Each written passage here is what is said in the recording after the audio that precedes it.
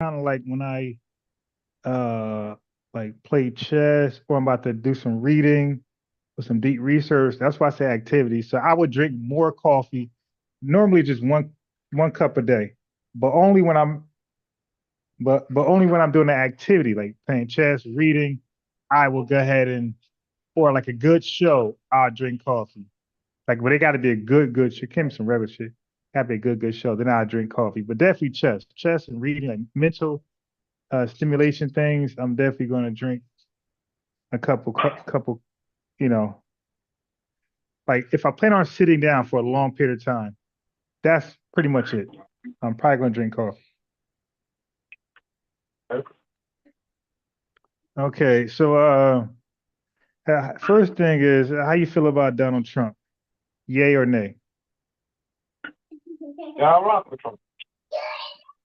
You do? Okay. Okay, let go. Yeah. Stop doing that. All right. First question: Are you into what type of sports are you into? American sports. I don't want to hear about no damn soccer. Bro, I'm American, bro. Huh? I'm American, man. I don't know what soccer All you right. talking about. So, all right. Nah, yeah. So you're fully assimilated. Bro, there's no assimilation. Yeah, No, you but do you do so funny, man. no, that's what it. No, that's what it actually There's no is. Like because there's you no you there's have no to. assimilation. This Okay. is what So I know, man. right. What I mean I'm is not that an immigrant. what I mean is that at some point you dropped either your dad did or some point somebody dropped the culture that you came from and assimilated to American culture. What I'm saying. I get what you're saying, but I'm not. mm, Hey, I'm, stop, I'm American. stop. I get what you're saying. Okay. Now, so when you say you're American, I'm guessing you don't really frequent Jamaican stores like that or listen to the music.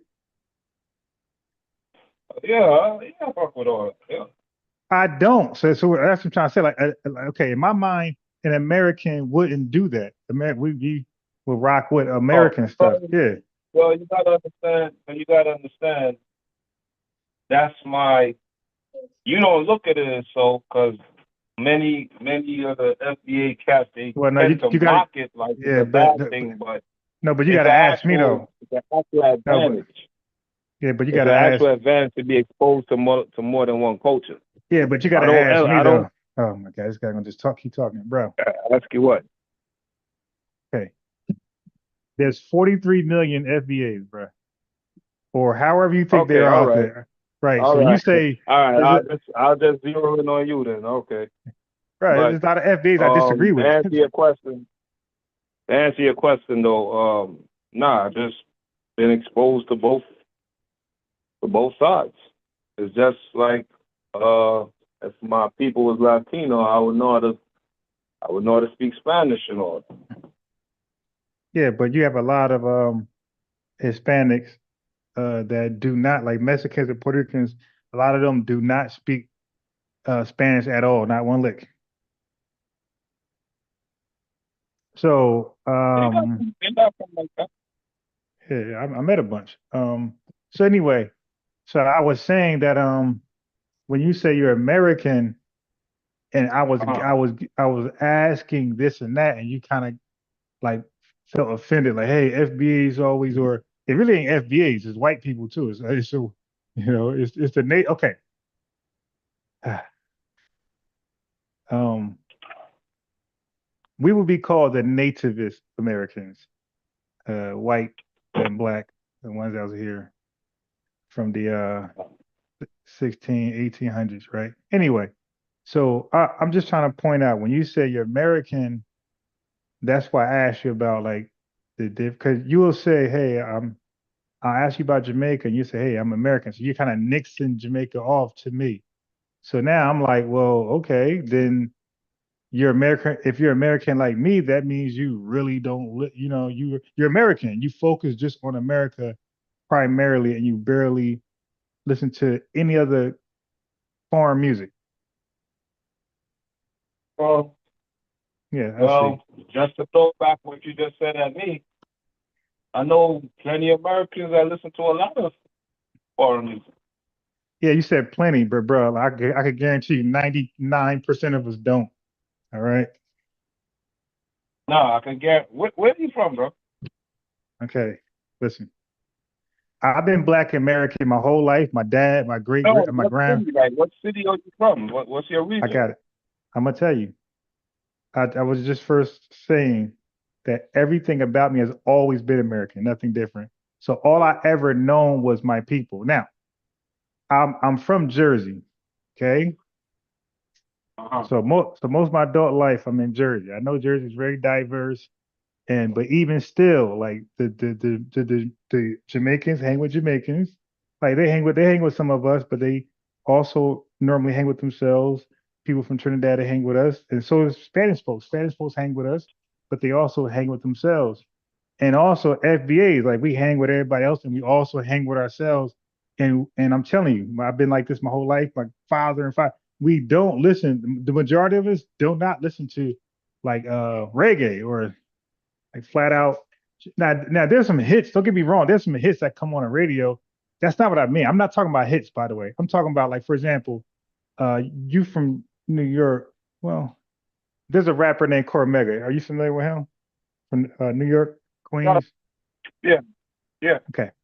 So wouldn't you agree that most Americans that's into hip hop outside of like the tri-state probably don't know who he is? right. Okay. But that's what I mean. Like, so a rapper like him, if you're not into hip hop, but you just know that the big songs like Kendrick Lamar and Drake, you won't know who Cormega is. So what I'm saying is, in Jamaican music, like yes, we'll know the big stars that come on the radio, like Shaggy. You dig? We're gonna know them, but the Jamaican artists like Cormega, the equivalents, we're not gonna know them because we're not embraced in the music like that. That's what I'm Got you. All saying. right. Yeah, yeah. Anyway, yeah, but we like good music. So if it's a hot Spanish song, we're dancing. We don't know one thing they're saying. You dig? Like reggaeton, we out there dancing with the damn beat. Mm-hmm. That Japanese dude named Megan Thee Stallion. Like what the hell is he saying? You dig? But the song is it's kind of fly. It's kind of fly. All right. So would you call yourself? You said you're American. Would you call yourself foundational Black American, or what type of Black American would you call yourself? And that's called. Hold on 1 second. Yeah. 1 second, bro. Yeah.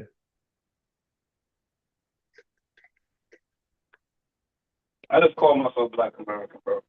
Okay. I just very keep Okay. it very simple.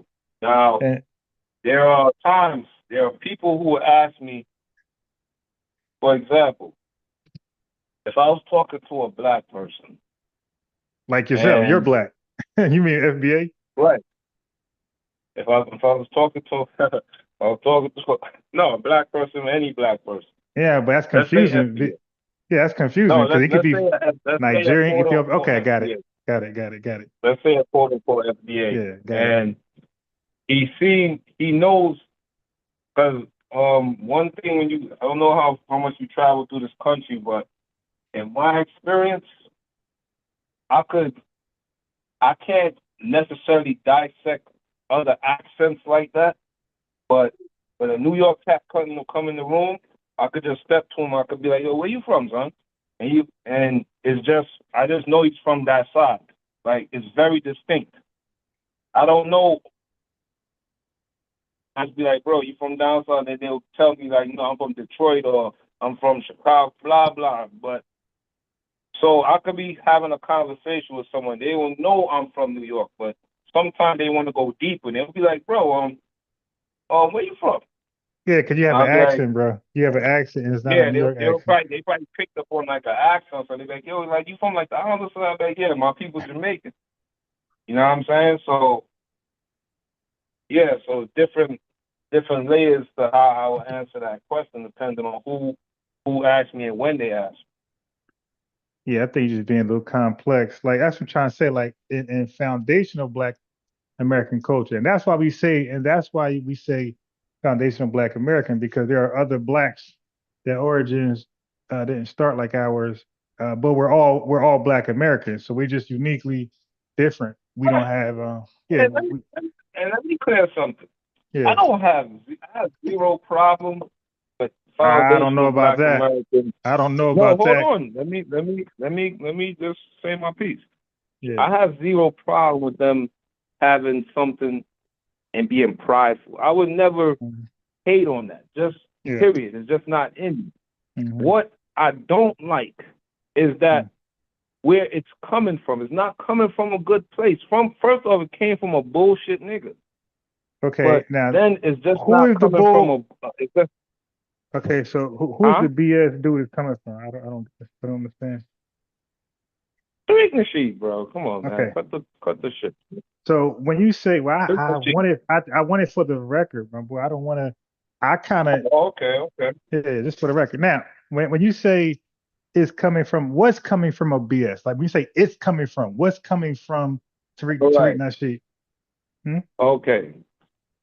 But all right, what you want me? You just asked me two questions. You want me to tell you what how is it negative, or what is it about Tariq Nasheed I never that makes it say negative? Which I one? never no. See, I asked you one question. I asked nothing about Tariq. I said you said it's coming from a BS ninja, right? I'm saying what is Uh-huh. the it's? What's the it's that's coming from him? What's the it's? Okay. It's it's a it's a separation that's built off just being condescending, disrespectful, separating blacks, and just throwing a wrench into the game. You know what I'm saying? Like No, shit like that. no, I don't because that didn't come from him, by the way. Okay. ADOS ADOS was before Tariq Nasheed, It right? sure it was. Okay, and N Cobra was before ADOS, right? Yeah, but even those groups, they get down was not they get down was not like Tariq Nasheed. Okay, so watch this. Watch this. So I just played earlier Floyd Mayweather, Raven Simone, and Smokey Robinson, all saying the same thing as far as separating themselves by name. Like I don't want to be called this because I'm lumped up to other blacks. I'm a unique black man in this world that has roots to this country and nothing else. My origins. So Raven Simone, Smokey Robinson, and Floyd Mayweather all said that, right? And apart it's from funny. apart, okay, It's funny. It's funny you mentioned Raven Simone. yeah, Tariq Nasheed. When I hmm spoke to you the other day, you asked me how long did I know Tariq Nasheed. I believe yeah, I told you I first heard of him in 2018 okay, or something like that. It was around that time. yeah, Around the time because this is significant. Around the time I first came in the introduction of this man, he was coming at Raven Simone.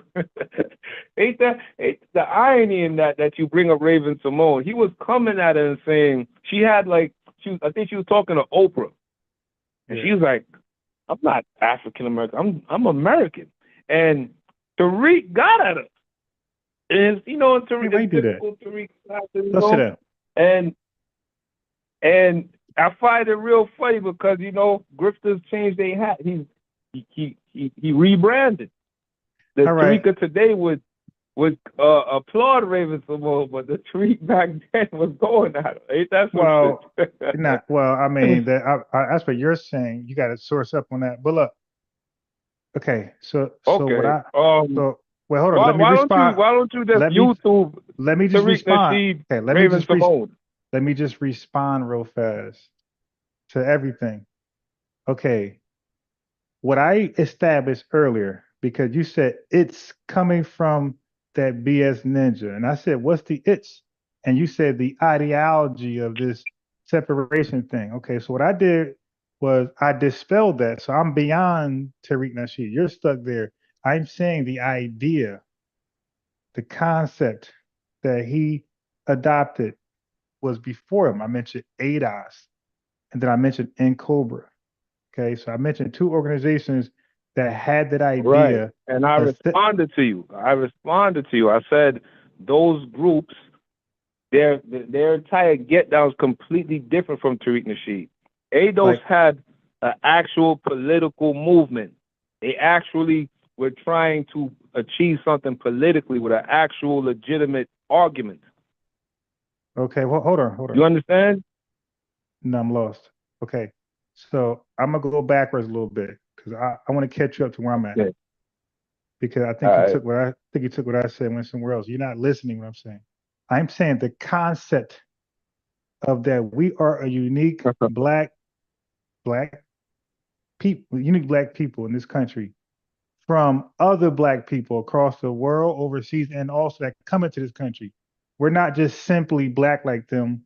We're not simply African American like them. We're not simply Black American like them. We have different origins, and our origins stem from in this ours in the last, let's say, 400 years. Our origins go to this country. You guys and everybody else's origins who would come here or not even come here. Your origins are somewhere else overseas. So I was saying that that concept is light years before Tariq Nasheed. So what I find interesting is that when people have an issue with the concept, they mentioned Tariq Nasheed, and I'm like, hey, you might want to just separate that and just say you're against him for whatever reason. But whatever the reason is, attach don't attach the concept to it. The concept was way light years before Tariq Nasheed. Okay, that's all I'm saying. All right, but we just got different opinions and different stances on that. That's okay.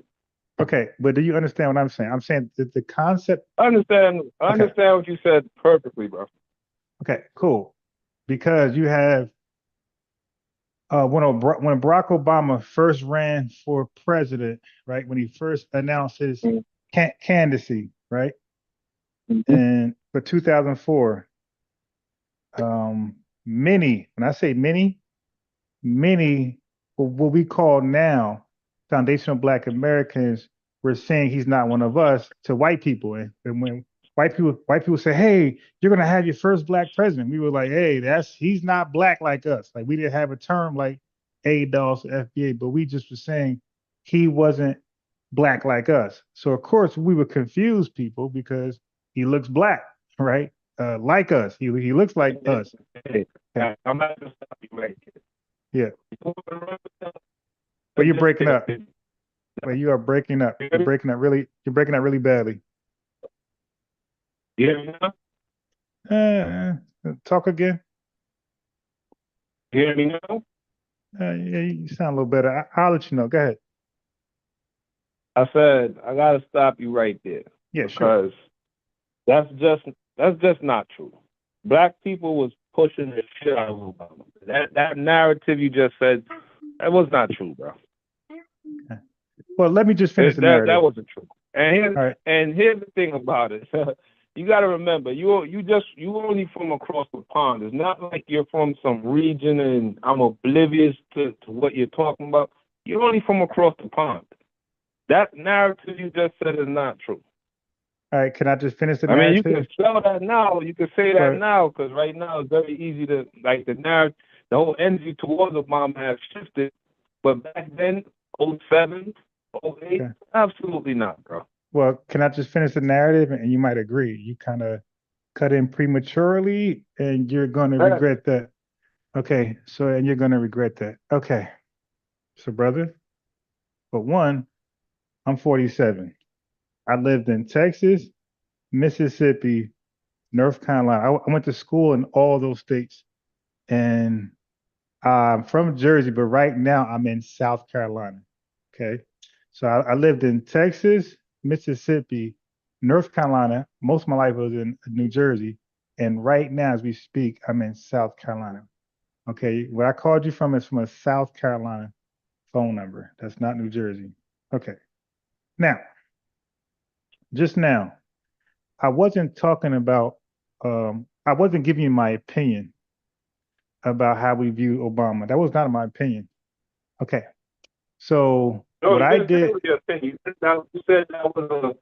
That was something said back then yeah, by FBA. And I'm telling yeah. you, no, that wasn't. Wait, okay, you got to slow down. Let me just finish the thought. Let me finish the thought. All right. Okay, so the people who watch this channel, they already know that's true. First of all, they heard it in their own circles, but I actually provided receipts.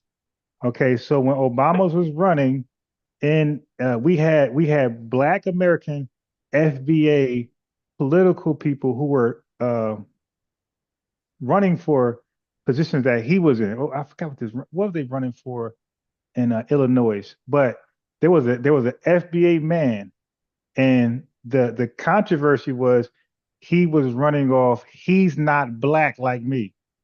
Okay, so not only him, you have Professor Kevin Brown, I think his name was, at that time, brother. I'm speaking about 2004.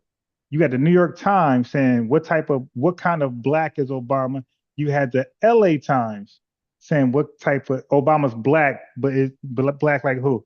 You had talk shows who was getting on Obama, like the conservative side, who was getting on Obama and saying, "Hey, ain't that ironic that he's at the Abraham Lincoln Memorial, whatever, who freed the slaves, but Obama is not a descendant of slaves." So he was basically saying Obama's cosplaying like he's one of them, and he's not. He's from Kenya. So this was the talking points. You had Deborah Dickerson, who was very vocal in saying Obama's not black, and when she was meaning by black, she was saying the black experience, and she narrowed it down to DOS. He's not a descendant of slaves. So that was the actual talking point at that time. You had many politicians, and you had many just regular people. And I remember, Right. uh, All right. Can I chime in? yeah, yeah, the last thing. Yeah. So I have a video in 1989 that I played already. 1989. See the difference between me and most people is that I can whatever I say I can poof osmosis bring it to you. I have a video in 1989. Dr. Alim Muhammad was arguing that we're not African at all. We are a new black people. So we always knew that blacks, like, we appreciated blacks from all over the world, but we recognize them black. They're not black like us, and we would say when it'll be hard to describe it because we'll call you black. So we would just narrow it down to he's not a descendant of slaves. So DOS was going on way back in 1989. Like that was a major talking point of our inner circle, and that's why it was important for me to establish I've been Black American FBA my entire life. All my, I'm a descendant. My lineage go back to 1850. So like this is something you might not know, but in our barbershops, I was gonna say my boy Focus, who I debate a lot on here. His dad was all that entire Obama run. He was saying he wasn't black. That was his major ministry in the barbershop. Obama's not black, right?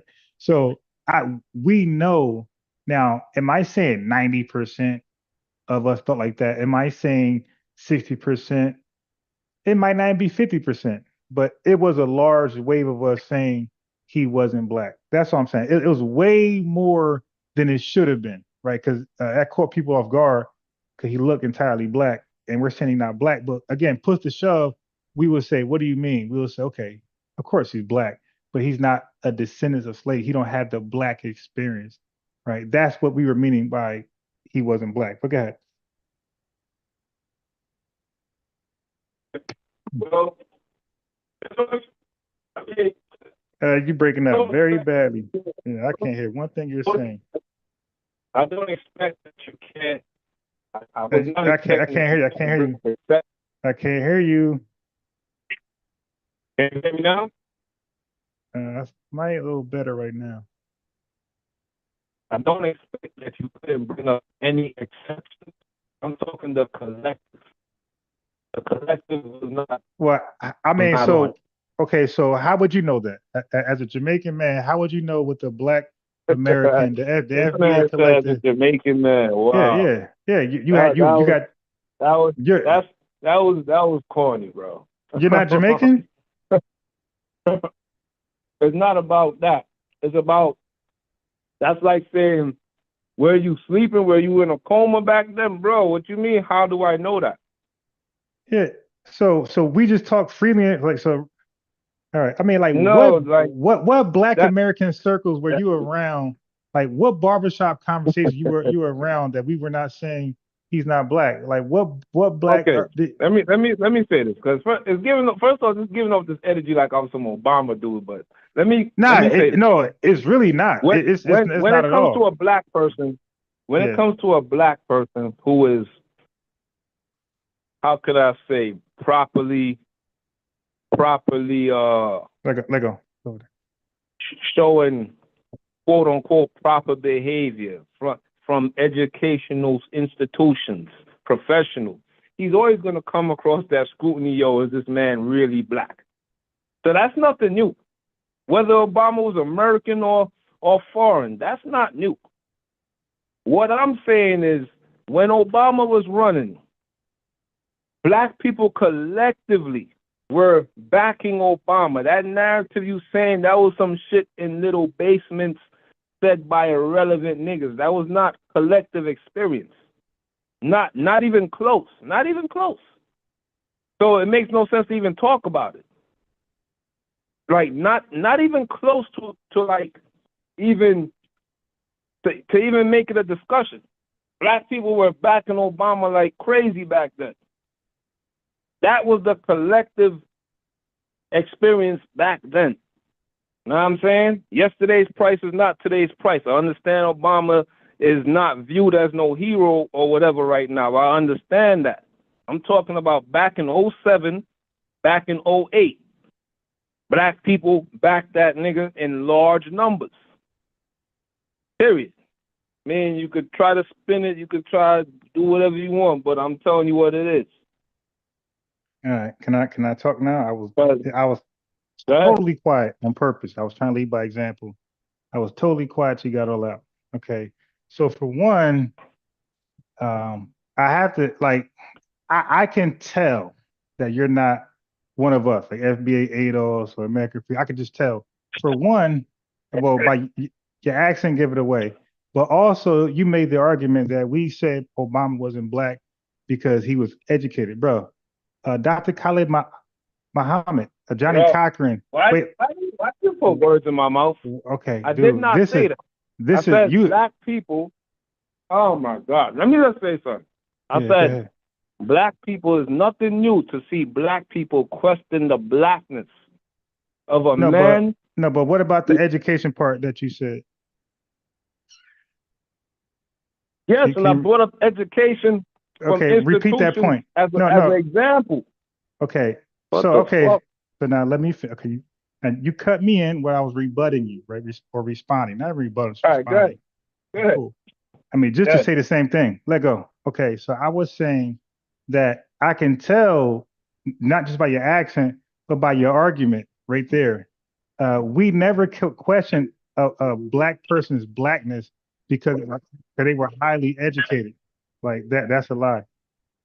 We actually Oh, we actually questioned your blackness when you sounded like a white person. When you twisted your voice, hello guys, how are you? We questioned that, but we always had highly educated people amongst us. And I mentioned a couple that's like actually in the Afrocentric spheres. We had Malcolm X, who was very articulate. You had Dr. Khalid Muhammad, that we all love, extremely educated. We had Jesse Jackson, who we never questioned his blackness, and he came with some crazy words. So education was never a barometer for us to say, hey, this guy's not black because he's educated, and this guy is black because he's uneducated. Like that, I would look at that as like a non FBA assessment outside looking in. So we never, that's not how we judge blackness.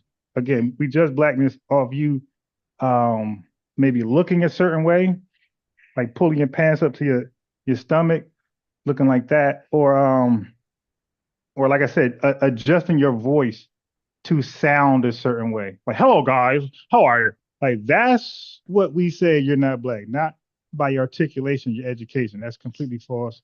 we always had highly educated black folks amongst us. So I just want to just say that that was not the reason. It was, uh, and then also you said black folks were behind Obama, brother. Yes, that wasn't my actual overall point. I said we was questioning his blackness because America was pushing Obama like he's just like us. He represents us because they was trying to use him for an argument against like reparation or reparative damages. Like, hey, you don't need nothing. We'll give you Obama. And our rebuttal was, what's that doing for us? Like he's not black like us. That's not an African American president. So we felt like, of course, he would be pushed, but Jesse Jackson, Al Sharpton, and other qualified, educated people who ran got zero support from white society. So we knew, like we seen that, we acknowledged that, and that was no confusion amongst us. But we were definitely behind him because he is black. His color is black. He's from Africa. So a lot of us was behind. Then he's Democrat, right? He said 90% of us are Democrats. So we're gonna go with you. If you're an alien, you could be green, we're behind you. But we didn't like the narrative that he was just like one of us, like coming from the stock of, the legacy of slavery. That narrative we resented and said, and that's what made us say he's not one of us. Only because that narrative that they were pushing.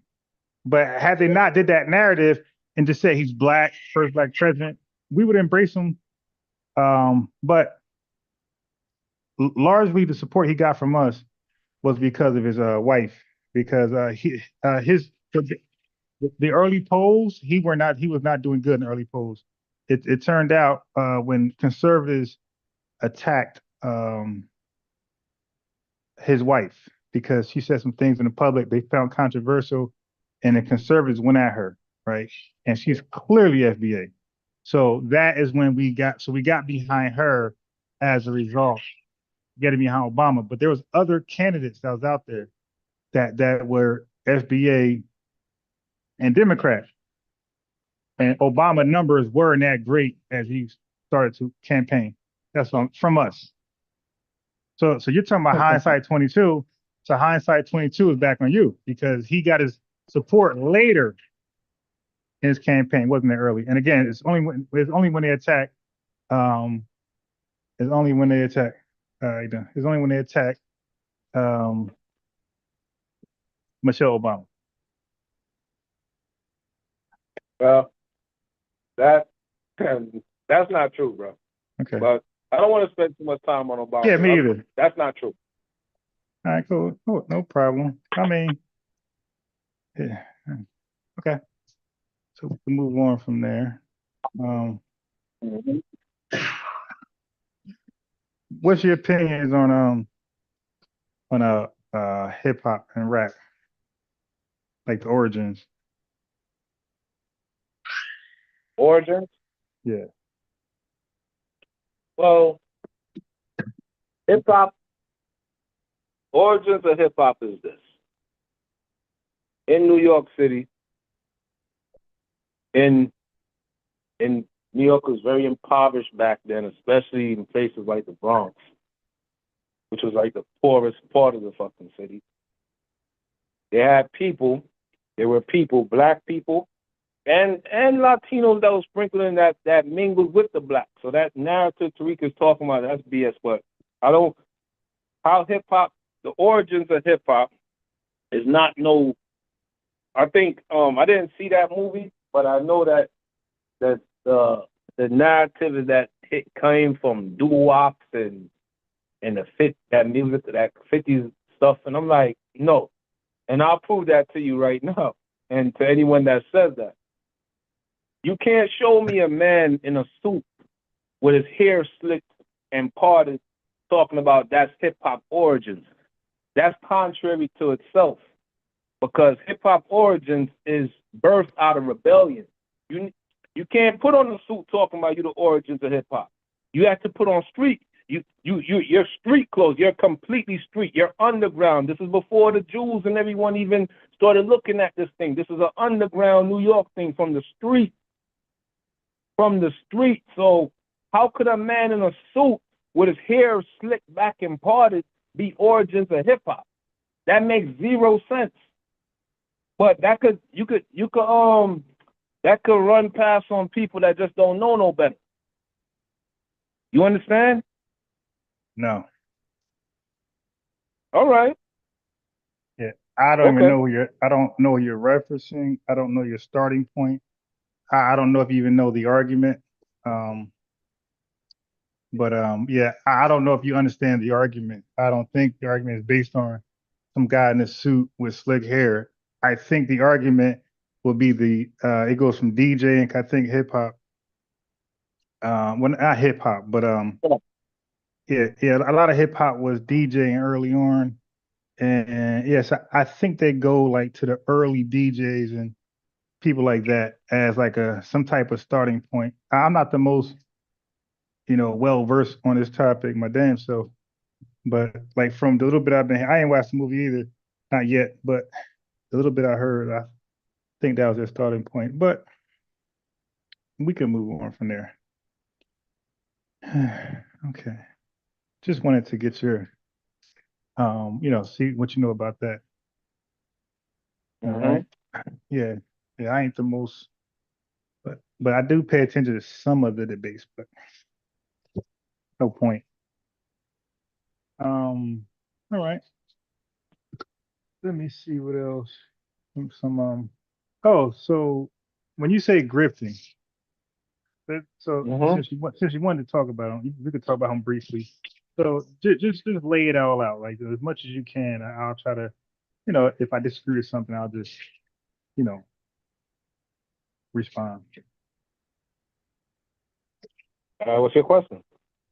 Tariq, you said the grifting and things like that. You might could start there. Like, what do you mean? Can you explain what you mean by grifting? Okay.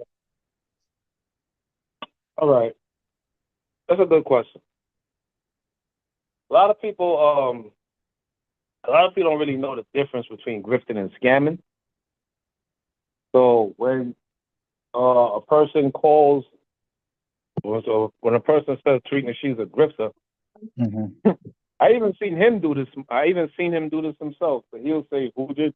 Oh, I mean, they'll say he's a scammer. He'll say, "Who did I scam? Who did I Yeah, scam?" That would be his yeah. rebuttal.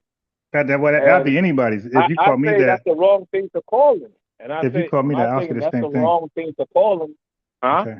No, I'm agreeing with you, but guys, it's the wrong thing. But what's the right thing? Yeah, I'll say that's the wrong thing to call him. Not a scammer. He'd have most likely been in jail by now if he was scamming. I said the same He's thing. a I'm like, grifter. isn't And okay? So what a grifter does, define. Yeah, go ahead. Define. Wait, first of all, to define what it is. what a grifter does, Yeah. he basically sells information or product that he doesn't even believe in. It's Okay. all to extract money out of you. Yeah, You but how would understand? you? Yeah, but how So would you be able to? basically, it's a moral. It's like it's a moral. It's not illegal. It's a moral. All right. Let me respond to that. How would you confirm that somebody don't believe in Okay. something that they're selling? Like, how would you know that personally? Okay. All right. Well, do you Yeah, want me to I give would you an love to. example with Tariq? Let me just use Tariq. We're talking about him. Yeah, I'll give you an example. I would love to know I'll how give you you an know what example. somebody true intentions. Go ahead. This is beautiful. Okay. Let me give you an example. I got so much, but let me give you two that come to mind. Yeah. Two that come to mind. A couple of years ago, Tariq Nasheed, he sold a product called Ogun juice.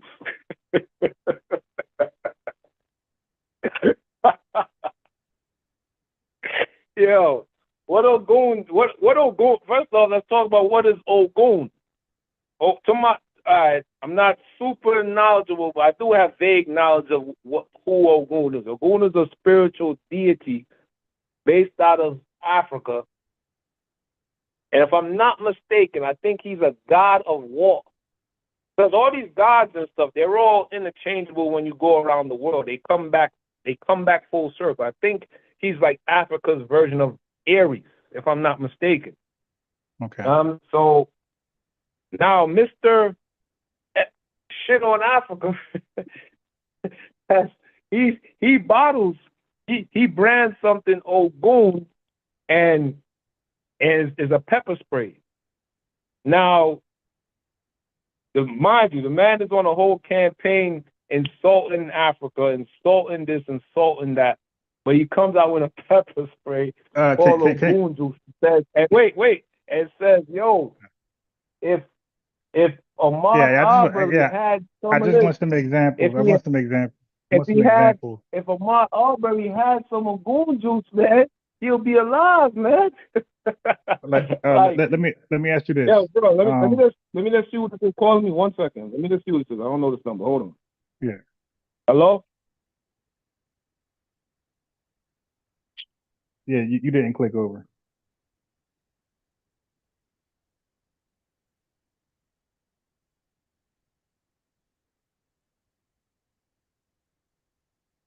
Yeah, this guy got a lot of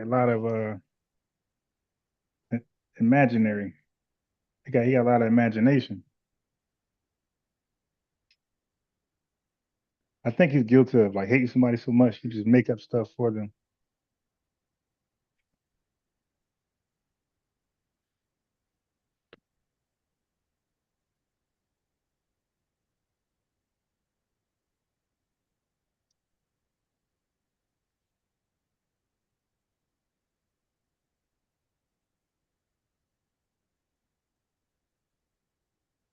Bro, that person that called me, Yeah, that was like a listener.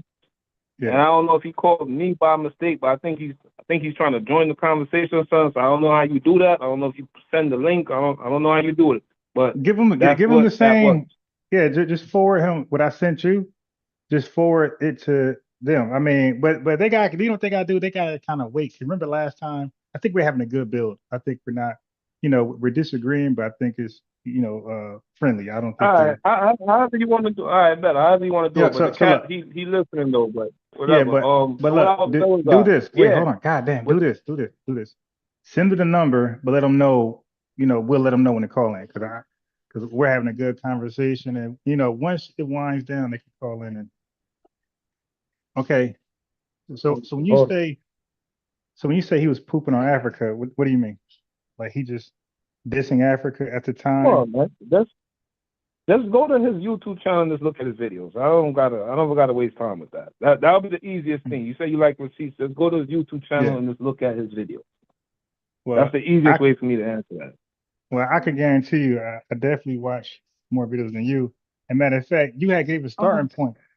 You gave a starting point. You said 2018. Like that's not good research because 2018, I believe he was definitely um, angry at the diaspora and the continent at that point, but more so the continent, but also the diaspora, but the continent. So 2018, I know exactly how he was feeling because it's documented. I watch his videos and I share them. So during Hmm. 2018, he was not dissing countries. He was dissing people in the country who he believed were coons and bedwenches. So he would diss certain people from Africa, certain individuals, not Africa itself, not nobody country. He'll diss the individual. Let's say if they were like crying over some white guy, or they were like promoting some white Jesus. Like he was on them for that. Or like they were bigging up their white husband because he's white. He's just so much better than black men. So I already know what he was on in 2018. That's what he was on. And he started to question 2018 was the first time he was questioning global empowerment. So he was preaching global empowerment, and then he started to question global empowerment because of different people from the diaspora and the continent. He believed they weren't on code, like they were like using white supremacist talking points, especially when they spoke about FBAs. Right, so that's what most of his content was in 2018. I know I clipped them in all those videos. Now, okay, good. Go up. Okay. So the Ogun thing, right? The Ogun's pepper spray. Again, he was promoting that when he was all inclusive, when he was preaching black global empowerment, right? That's what you're gonna do. You're gonna promote something for everybody, right? Not just FBAs. He promoted something for everybody at that time, and it was global empowerment. Okay, he even did a documentary for Haiti, so he was definitely team empowerment, but he started Yeah. to Ahmad Arbery died in 2020, one or two or something like that, or 2020. What are you talking okay. about? What about? I mean, you just said He was something. You didn't. he was already he was already on his anti-African shit when he came out with that. And Yeah, yeah. that's I just don't think one you're of all the right. many ways. I just can't. You All just right. So asked hold me on. on the spot. I Okay. got it. I understand. Like we're just freestyling. I get it. But if I mentioned Ahmaud Arbery, I don't even know why you mentioned it. Like what did you didn't even prove something. You just said a name and made a you didn't really say much. But anyway. All right. I gave you a whole roadmap on how to get a grifter. I'll say it again. No, wait, He no. has Please, been on please, a please, wait, please. Whoa, campaign. wait, hey. No, no. I want to look. I want to have a conversation, a dialogue. You know, if you're gonna talk All right. against, say something new, please let's not talk in circles. All right. So I responded, right? I gave you a timeline, his mentality, and what he was doing, and he was becoming frustrated with the diaspora and the continent. That's all. Anybody can look through his videos, starting from January all the way down. All right. So why don't you enlighten me on something since you're more Yeah. knowledgeable? Yeah. Why? What is he frustrated off? Okay. He's okay. Let me answer that real fast. He was frustrated with this all-inclusive ideology, this all-inclusive on code. He felt like the diaspora and the continent should have been had more loyalty to black people and not their oppressors, and what he would say, white zaddy. So that was his main frustration. He felt like, which is true, right? Because those African countries and those African islands, right? They are the majority. Like they are all, pretty much dark. Jamaica's Jamaicans, and Haiti is Haitians. Like there's really no white oppressive class that's dominating. So white racism is something that we experience uniquely over here from other black people, and we kind of don't understand that. So we kind of pitch that on or paste that on other black people across the world unfairly, right? It's not until we actually get put on by somebody from the diaspora or the continent, was not until we look at it deeply and say, hey, yeah, our problem really ain't theirs. Like they don't deal with white supremacy in their land, just affecting them at all levels, right?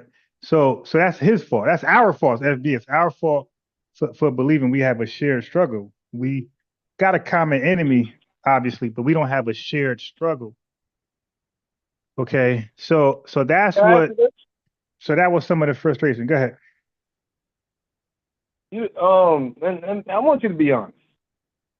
You I'll don't try to. find it you don't find it very funny that when Tariq was, very Pan African, if you want to say that, He was his never Pan Africanist. So followers were. I got to stop you there. Like he was never Pan Africanist.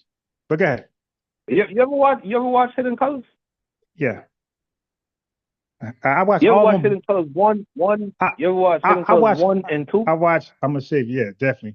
I watch those over. I watch all of them, but the last. I didn't watch the So, last one with Polite. I didn't all watch right, that one. put it like this. Put it like this. Hidden Colors is so fucking dude. It's so much pseudo. We was kings African shit that I think if I was to tie Tariq to a chair and make him watch that shit, he'll fucking cry. Wait. The So, the but the what? the, the, Hold on. the But way he what's the is argument? today. Wait, but hold on, brother. Listen, you got to stay So my focused. argument is this. Yeah, My argument is this. That those are two extremes. Those are yeah. two But what that? All extremes. To right, hold go on. from the man that made Hidden Wait, Colors just to the to hold on. Because you kind of confused me. You charged him with being a Pan Africanist. I said, nah, that's not true. And then you went to Hidden Colors. So I'm thinking you're going to Hidden Colors as a reference point of how Pan-Africanist he was, right? But you didn't. You just said how you believe the information is is That's suitable. exactly what I just did, bro. What are you talking about? It's exactly what I did. What did I you do? said I said Hidden Colors 1 and 2. I said the way the rhetoric that Tariq puts out today, the man Hmm. he is today. I feel if you were to tie him down to a chair and make him watch Hidden Colors 1 and 2, that will make him angry. That movie would That have to isn't anger him. why. Huh? Why? Bro, Tariq shits on stuff that's not even half as uplifting to Africa as Hidden Colors. Wait, There's wait. no way in hell he stands behind Hidden Colors today. Okay, hold on, stop. Give me There's, an there's no exact. way. Listen. Like, All right, there's hold no on. way. Say, brother. Okay, you're just Bro, talk. what you say? Give you an example. Wait. I didn't even You finish say, the thought. Damn, bro, relax. I hate when y'all do that, man. I'm talking to you like a grown man. We're having a conversation. You're making charges, many of them. I'm trying to slow you down to one of them. Come on, relax, man. So I'm saying, what in Hidden Colors 1 and 2 that you're implying that if he was to rewatch it, he would be like, uh, being tortured. Give me an yeah, example of bro. something that The, that in the entire movie, bro. The okay. entire movie, bro. The entire Okay. movie. Do you remember what the entire Yo, okay, which one? 1 or 2? Which one? 1 or 2? I seen a cat on YouTube one time. His name was Oh Taz shit. something. His name was Oh, Taz something. He had a oh. video. Was it him? I'm not. Matter of fact, his name is the person name is irrelevant. They so had so a you're gonna video. reference a edited heavy. I mean, bro, we can't do that. All right, look, So, look. so just hold on, Wait. hold on. The Oh my person had God. a video. That said, they said, "Yo, I'm gonna drink every time they say Africa in this movie," because it was a person that was criticizing the flip flop. I think the person name was Taz, but that's irrelevant. Yeah, I They can they make a were they video were right criticizing the now, flip flop, brother. I can make and a they video. said, "Yo, I'll drink to every time he said Africa," and the dude had to stop. Yeah, He I was don't. like, Well, "Yo, I can't go no more. hey, I can't hey, go no more." listen. Okay, hold on, brother. You're not being coherent. Like you're not standing on something. Hold on, just hold on. Again, see, we're at a place now. This is why I kind of ain't want to talk to Tariq because you guys be like, just we were having a good conversation. We were agreeing to disagree, right? It was no problem with that. Really respectfully and real politely. Okay, but we were taking turns talking. I kind of want to bring up Tariq for that reason. Like you guys got this. I don't know what's in it for you guys, but you guys got this thing for him, and I'm not gonna call it Uh-huh. something. I'm gonna just say it like that. Just let me finish. You guys got this thing for him where the conversation is no longer a dialogue. It becomes a rant of how much you hate him and you don't like this. And then when I try to stop you one by one, each thing you don't like and hate, you guys don't let me do it. So you went from hidden colors. Okay. You went from brother. You went from charging him with things in hidden colors 1 and 2, right? That you were saying, I guess he's anti those things now. So I was trying to get a picture because I remember 1, 2, and 3 like really well. So I was trying to get an example of something in Hidden Colors 1, 2, and 3 that he no longer believes and he speaks against. I thought you were going to go there. That's what I would have done as a journalist and a great researcher that I am. I would have said, hey, brother, and I know we're freestyling. I don't expect you to, we're freestyling. I don't expect you to like have it down packed. I'm sure next time we speak, you might, if you want to, you might go ahead and look into it a little deeper. And the next time, you could have the receipts ready. But I'm saying for right now, it's not fair for you to stand hard, 10 toes down on these charges, and you're not doing a good job of providing like some type of proof for the Okay. charges. So Let, so let me and and rebuttal to that. And wait, and then lastly, you mentioned a guy who made a video, a chopped up a video. Bro, I got a guy right now who chopped up my video, right, and had me agreeing to something I didn't agree to. It's like anybody can do that, bro. It But go was ahead. it wasn't chopped, but Here's the Sure, you thing. every video All is right. So edited would you because disagree? that's So copyright here's a infringement. They question to play you. it straight up. Here's a direct question to you. Yeah. Would you disagree that the theme of Hidden Colors 1 and 2 were that our position in America is not our origins? This is our origins, and this is how great we were. Would you disagree that that's not the theme of that movie? Um. That's a yes So or no question because you want to keep things simple so we can keep it moving. So let's just keep it yes or no. That's yes or no question. okay. So well your assessment no. If I got to lean on your assessment, then it's no. Okay. Okay. Now let me explain where I think he was going. I think he was explaining the hidden Black history across the world. Had nothing to do with us over here. Okay. He was connecting Blackness, right? Because we're all Black people. And he was showing Black people over here that's not talked about, that did some notable things, or who was forgotten about or even extinct. And then he'll show Black people over this part of the world, hey, don't forget about these people. Like it's called Hidden Colors. So he's revealing what was the Black people across the world and findings, inventions. He was revealing that to to us, but also outside of Black people are non-Black. Like, hey, look, you guys, you can't wipe us out of history. You can't whitewash us. Look what we did over here. We were here, and that's how I got that. I didn't see that as an origin video for Black Americans. I didn't see that as that. All right. Okay. Yeah, and the reason why I paused because I had to think about it. I mean, these movies are like 15, 20 years old. Like let me think about, and then it just came to. So now, let me say this. You have the right to conclude, right? Because you're a grown man with an opinion, and you deserve an opinion. Like you have the right to look at Tariq Nasheed body of work and disagree, disapprove, and have constructive or destructive criticism. Like that's your right. Nobody can take that away from you, and nobody can call you bad for being like that, right? That's everybody ain't for everybody. You dig? So you might feel like, hey man, it's the way he moves and operate, I don't respect it. And I'm not saying you can't feel like that, but because there's some people I don't like, and bro, I can't really pinpoint exactly what it is, right? I can't explain it, and justify it. It just makes some people you just don't like. So I get it. But if you're trying to make arguments of things you don't like, I'm sure there's some things you can point to that he's done and you could say, hey man, I don't like that. It's distasteful and like the whole puppet thing. I understand, hey, that's petty. You could say those things. But if you make claims like grifting or he switched up, I'm interested in that. And like you really didn't do a good job of convincing me that of that. Mm-hmm. But I can get why you don't like him because he has a he's playful, he's petty, that's not for everybody. That's not for everybody. Everybody don't like Dave Chappelle. You take people like him, people don't.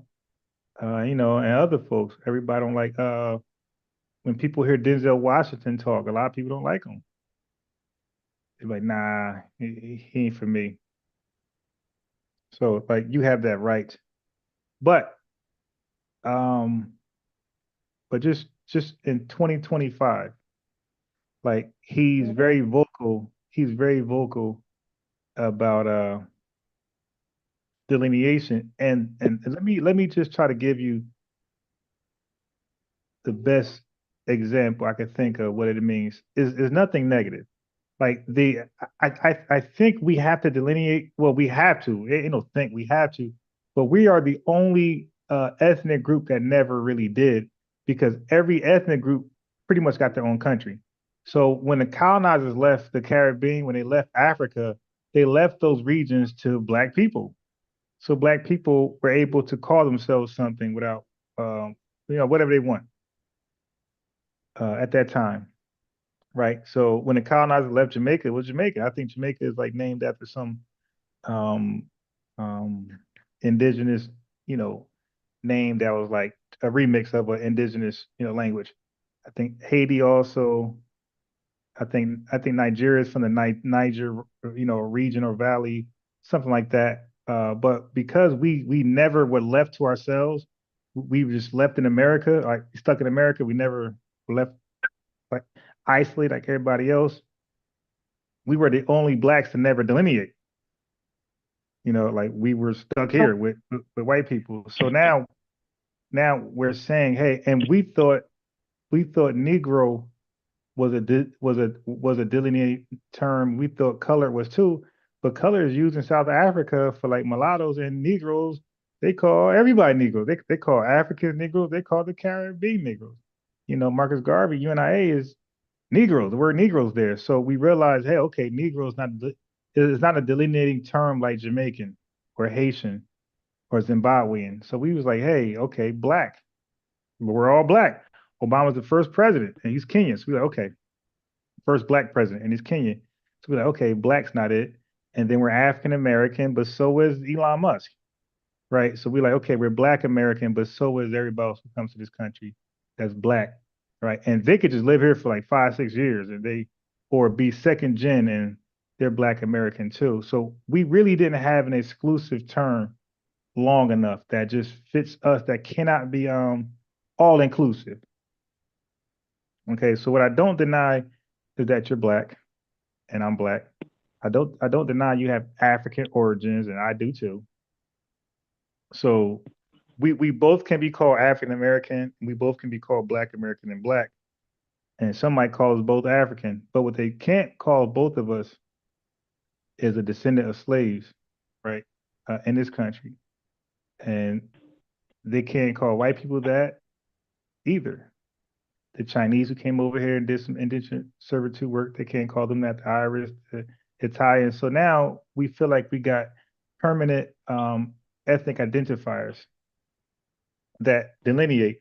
And all that really means is it draws the line, say, okay, now we're carving out a name for ourselves. But that doesn't mean we're no longer black, and we don't have that don't mean we can't be team black empowerment against, we just feel like, okay, this is, we see what white folks are doing. You guys probably not paying attention, but white folks are very deceitful, and we see what they're doing with this blackness, this where it's being all inclusive with black people across the world. But we see that it's going to be stretched to like people like Elon Musk. We see that game coming. So we like, okay, all right, let's do it now. DAS, descendants of slaves, American descendants of slaves. You could say foundational. You could say, American freedmen. Those terms really just go to one people, because when we were founding this country, it was during slavery. When we were, so all those terms point back to slavery in this country. And that's all that means. That doesn't mean we don't want allies from black countries and diaspora. Doesn't mean that. So So, I think people just so take it the wrong way. all right. So let me say this to that. Why, if if if if the FBA is mobilizing and delineating, as you say, and here's the thing, I truly, because we have two different views on society. I truly don't adhere to the whole FDA separation. I don't view you guys as any different from myself. I don't care about the titles and things of that nature. Um, but I would say this: it would behoove y'all, and it would benefit me and every black person in this country if black people were to put that energy into establishing an actual culture. And I believe I spoke to you on that the Yeah. last time I was on the phone with you. Okay. That's when the shit just went all over the place. And I never got to explain what the hell I was saying. There was a brother on the phone. He Yeah, it was said, too many people I on the remember line. exactly what he said. He Yeah, said, "Did you know Shaba Ranks?" He said, "Shaba Ranks." Because he's saying this because I got a Jamaican background. So he said, "Did you know right. Shaba Ranks was influenced by Black American music?" And I said, "Bro, what the fuck are you talking about, bro?" I just said black people don't black people in America never established an actual culture. You talking about music and samples?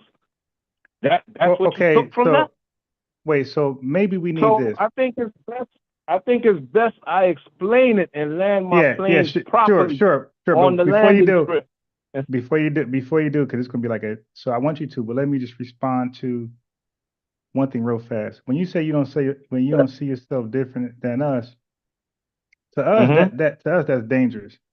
Because now you're saying that you are eligible for reparations for descendants of slaves. So for us, we don't take that lightly, you know, and yeah. So for you to say that, Well, well. Here's my response to that. yeah. Here's my response to that.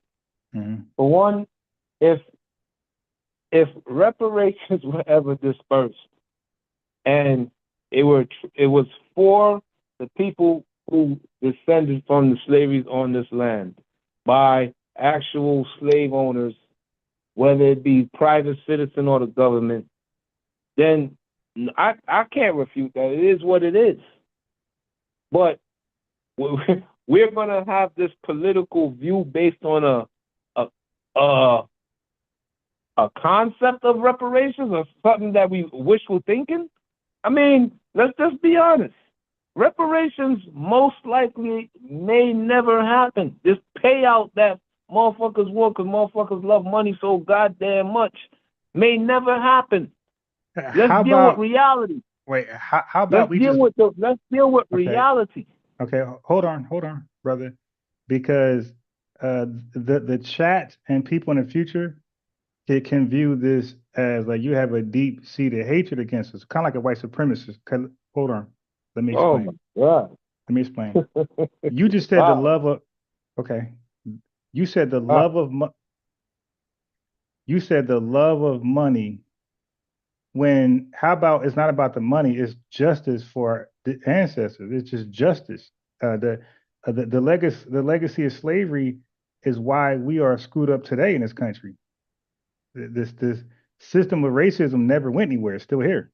Like we're affected disproportionately everything that's meaningful in this country between white people and black people. We are far removed from anything positive. You could look at jobs, you can look at college, just anything, home loans, all these things. We are disproportionately affected, 8 times worse, or as time 8 times less likely to get it over white people. Even the name Jamal, like this research, the name Jamal is got a 50% chance of a callback when a name like Johnny got like a 90% chance of callback. So like we're still being affected by systemic racism. So it didn't go anywhere. Yeah, but we don't. I'm sure a lot of us cringe when you said money. It's like, money is part of it because it's going to help repair. They locked us out of wealth. See, I don't expect you to know our history in this country, but just real quick, white folks locked us out of wealth for 100 years while they chewed up all the wealth. So much so, when the civil rights was passed and the FHA, Federal Fair Housing Act, when that was passed, brother, we only own still now we only own 0.5% of the wealth, and white folks own 99 something else percent of the wealth. So like they systematically locked us out of the wealth still now. So yeah, so money was an argument point that they got to share the wealth. They got to redistribute the wealth. It's owed to us for one, but we can never level up on that level at all with the money that lopsided. I mean, that's ridiculous. 99 to have like 50 cent basically. You got $99.50, right? You're supposed to share it with me, but you gave me 2 quarters, and we're supposed to at some point be even. And then they draw stats and comparisons between us and them like it's fair. So I wouldn't expect you to understand all that, but to reduce reparative justice to being greedy. Again, that is a right-wing extremist conservative talking point. Some supremacist talking point. It is. Like yeah, okay. I don't even know the rebut. I don't know how you rebut that. It's just truth. But go ahead. I don't know how you can rebut truth. But go ahead. I'm just gonna, I want to go on the record and say this about my actual views on things in life and just my personality. Period. I don't really remember titles and narratives. You're breaking up again. You are breaking. You are breaking up. You are breaking up. You hear me? You hear me? Talk again. Yeah, you're still fading out to robotic stuff. You hear me now? Yeah, you better. All right. I deal with the actual reality of things. So what I mean when I say wait. So you deal with reality, and 43 million FBA Americans, we deal with what type of reality? Damn, man. I mean, sometimes I could tell you passionate about a certain topic, but you gotta let me get a word in, bro. Wait, you been cut me. Yeah, I respectfully chimed in. I don't cut you off. You know, you actually cut me off when I'm about to start cooking, and it looked like you make it look like I cut you off, but I never cut you off. Brother, you might want to get your phone. When you watch this video, when you go back and watch this video, I don't be cutting you off. You be cutting me off. Okay, brother, go ahead. Yeah. All right. When I say I deal with reality, yeah, I deal with what's in front of me and what's understood. Black people, we could say that because it sounds good. Like, yo, I want the justice for my predecessor, man. I want the justice for my ancestor. But in our actual behavior, we're not thinking about the man of yesterday, bro. Really? And you don't have to agree with that, but that's just how I view things. Yeah, but you're not tied to his land. When I see it, you know what I'm saying? If no, you want to shit on people, hold on. If you want to, you asked me a question. You said, "Nah, I'm saying." I said, "No." Wait. All right. If you want to, if FBA want to shit on people because of a prospective payout that may never ever happen. Wait, how are we shitting on people? This is silly. But you keep saying stuff and you're not explaining. You're just saying stuff. How did it come to we're shitting on people? Explain. Nothing I said to you about reparations or delineations. How we got to this point? Let me just bring you back. All right, hold on. How we got to this point? No. I said, just explain. Just explain how we're shitting on people. I'm explaining, bro. Okay. Then you say you don't cut me off. This is crazy, man. Yeah, well, no, I need to clarify because you are making charges. I'm like, damn, is he gonna ever prove one of these charges? Let me explain, brother. I don't talk slow, bro. Yeah, but you talk slow. incoherent. You can't say I'm a slow talking nigga. Just let me land the goddamn plane, my nigga. Yeah, we don't use the N-word. That's kind of outdated, bro. But all right, okay. You said, when I said I don't view myself as any different, you said, here's the problem we have with that. That's dangerous because you impeding on what we have coming. And I'm like, bro, hold on. I'm like, bro, I'm just talking about from a community aspect and an identity aspect. You gonna push me out for a prospective payout that may never happen, bro? Do you know how goofy that sounds? No, I don't. But I'm not personally bothered. It doesn't rattle me. I don't know why you would be personally bothered. It bothers me, but it doesn't bother me. You know what I mean? Okay. It bothers me, but it doesn't bother me. And I can show you if you want to know how it bothers me. Just hurry and land your plane, bro. No, I don't. Just land your plane so I can talk. That's all. Go ahead, brother. Yeah, you go ahead, man. Because every time we talking about something, you change the subject. I was letting you go just now, but you wanted to go. Look, no, I finished what I was saying as far as you said. You asked me how you should, and I explained it. So you go ahead, bro. Yeah, well, one thing we can't do is talk over each other, right? So now, right.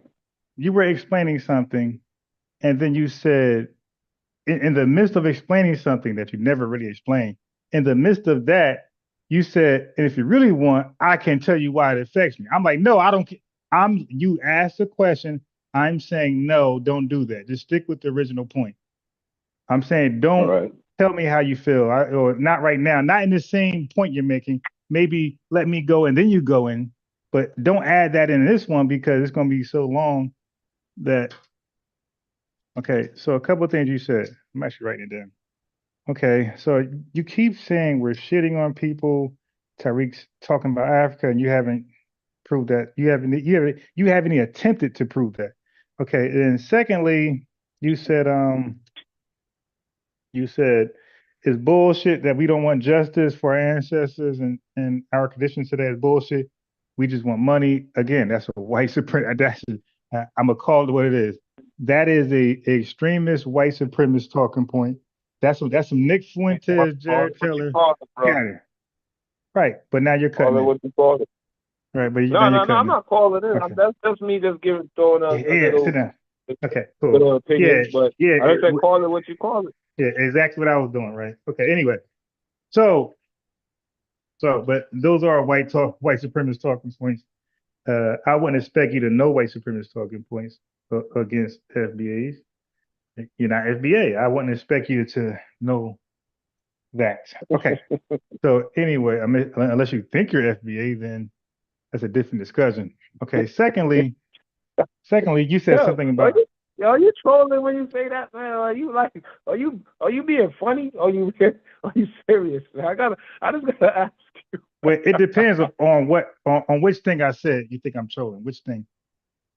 Which statement? When you just said, I don't expect you to because you're not FBA, but if you Yeah. may be active, yeah. When you like, is that like a joke? Okay. That's gotta be a joke. You can't be serious, bro. All right. So I'm gonna keep going. Um.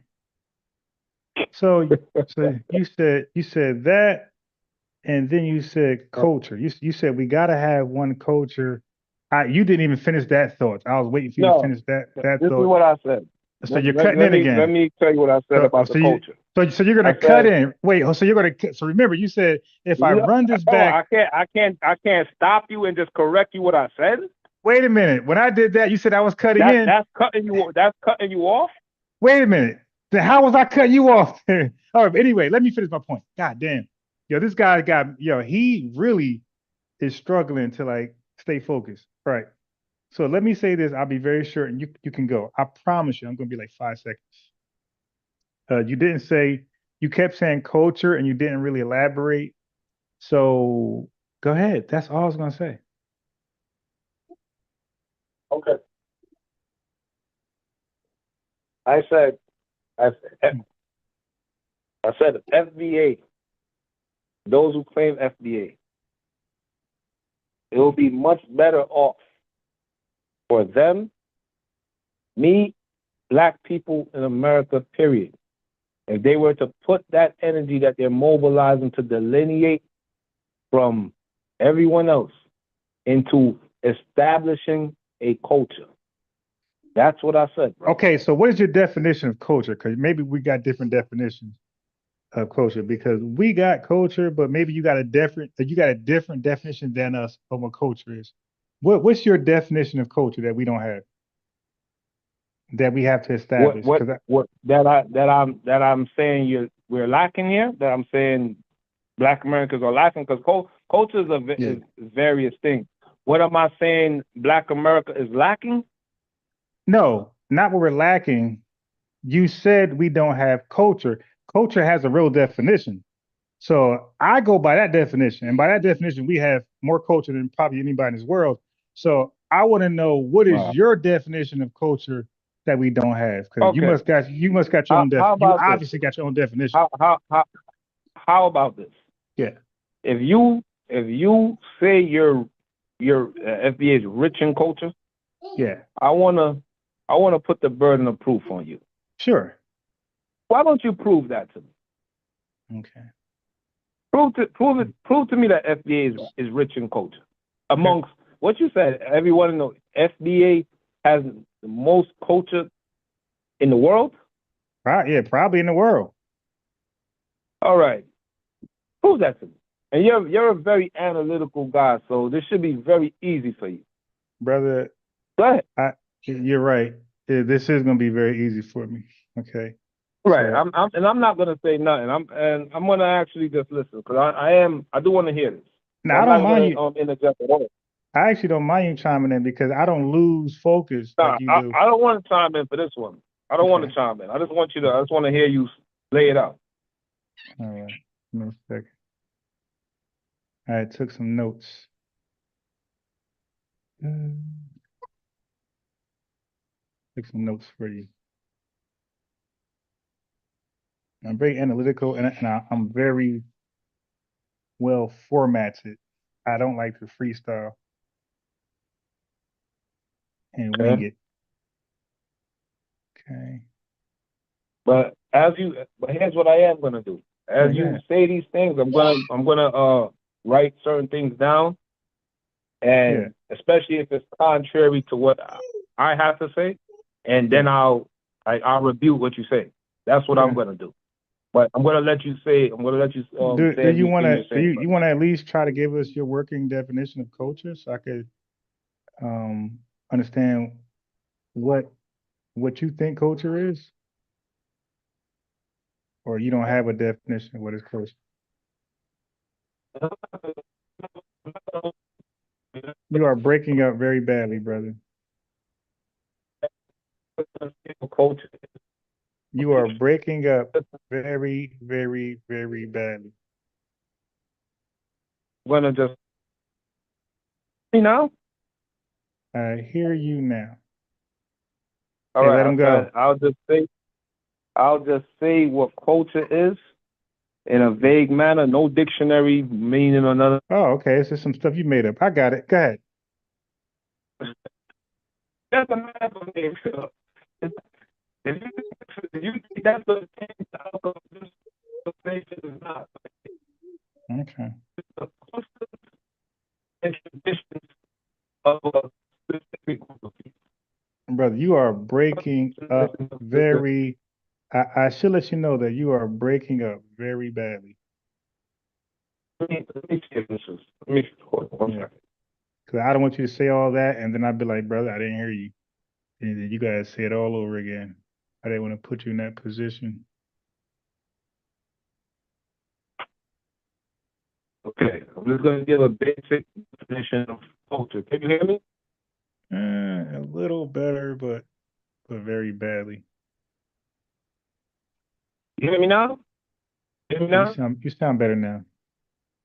All right.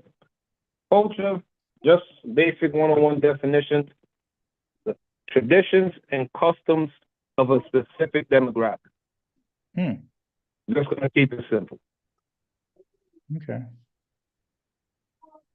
All right. So let me give you a working model of the definition culture. You don't mind, do you? Okay. Yeah, So that. Because culture, you're going to tie it all in with with the FBA culture, right? can I just answer the question? I mean, you're trying to predict my position, which is going to be very tough. Like I'm not predictable at all. I could guarantee that. No, that I wasn't have a a poker prediction. I'm face. saying. I have a poker face that's so serious because I'm a really good chess player, so you can't really let like when you have a good move coming, you can't let your opponent know, right? Or I'm a spade player as well. You can't let your opponent know you have a good hand. All right. Anyway, okay. So culture is the shared way of life of a group of people. It includes their values, what they believe is important. It includes their customs. Hold on a second. Let me get him. Let me get him laid down. He's way too excited. Here you go. I don't want my cartoons. Okay, you get your cartoons. You're gonna lay down now. Come over here. Your cartoons. Get it. Come over here. Okay, and you get up. Dog, get up. Go. No, no. You get water later.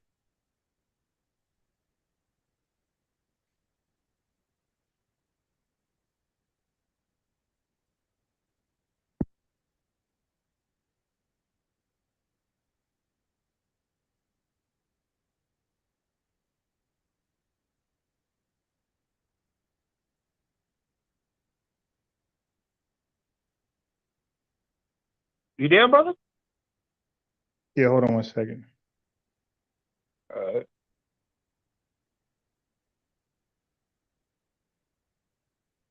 yeah, that's one word I forgot to say. Values. That's definitely there. But I just wanted to be quick.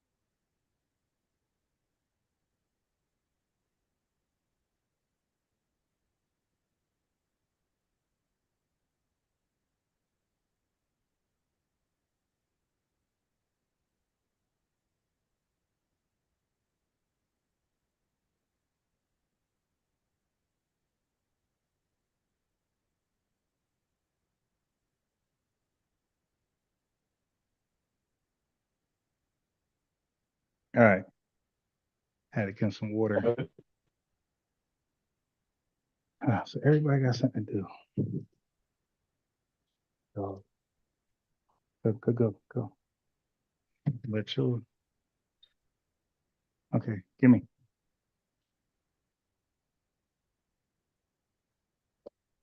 Come lay down. Come in your nose.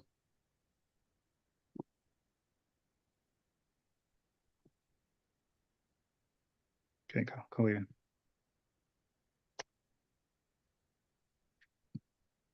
Okay. Mm. Okay. So culture is the shared way of life. Matter of fact,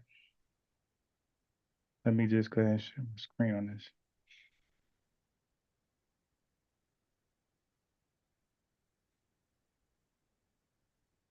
You really didn't give me a definition. So I don't know what. Actually, it was like you said, it was very vague. It didn't really mean nothing. Okay.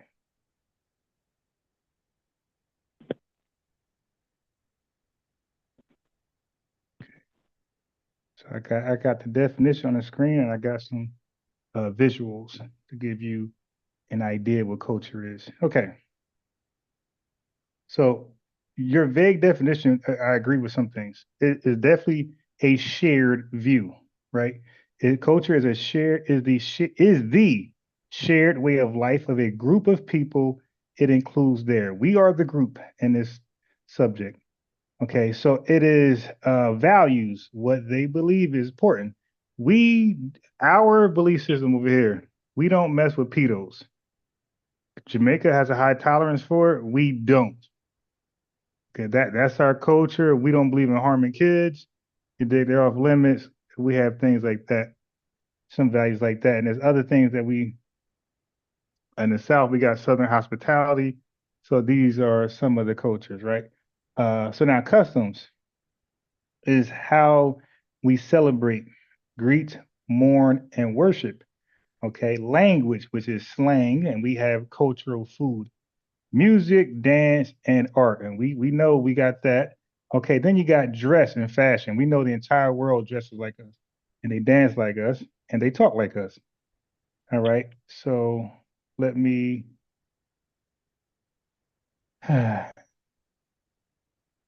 Scroll down. Come on, come on, come on.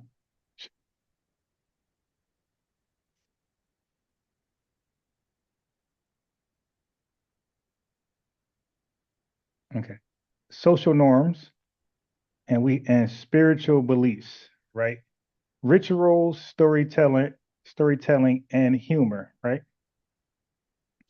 So, okay, now it's passed down. Culture is passed down through generations and often evolves in response to history, oppression, geography, resistance, and self-expression. So culture actually evolves under those conditions and it's passed down. That means what I done, the generation before me has done it, and before them have done it. Before that, that's culture, right?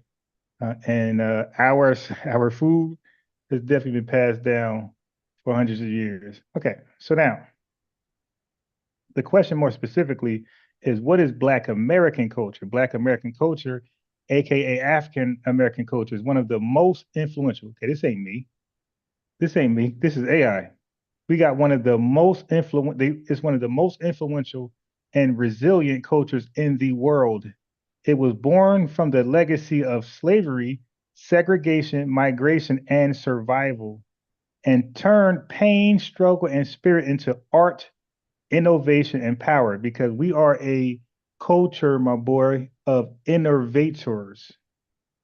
If you need me to explain that what innovation is, I can if you don't know or you're not too sure. But we are our culture is hands down innovation. We are innovators. Okay, so innovators just mean something that's already in existence that was invented by somebody else. We take that, mix it up, and it becomes better, more useful, and more popping, more litty. Okay, by our reintroduction of that same thing that was already invented. We get our hands on it, it's popping, and we make alterations to it. It's not the same thing that was already there. That's being innovative. We are probably the most innovative people in the world. Okay, so let's go on. Let's go on some other things. And again, anytime you want to chime in, just go ahead. I don't mind because I'm reading, so I'm not gonna lose focus. Right. You had to read stuff to talk to that. That's so good. Yes, okay, brother. Our culture is. I just said that probably got the we probably got more culture than anybody in the world. Yes, brother. It's a lot of stuff. All Now, right, man. okay, So okay. you done now? No, I'm not done Okay. because yeah. I mean, brother said, hey, chat. That's what I mean, and that's why we call. That's why sometimes we'll say the word white supremacist, coon, or tether. All right. So to us, that means the people who we're conversing with there's no there's no sincerity in them to want to actually learn and know something. Like they ask questions just to have the one up or a gotcha, but like there's no No, I was legitimately asking if you done because I was okay. gonna start. No, because you said something about reading. It's like, yeah, brother, our stuff is basically read. It's not something recalled because there's so much stuff that is in our culture. So for example, music and sound, all right? Matter of fact, I'll do this for you. I will be done.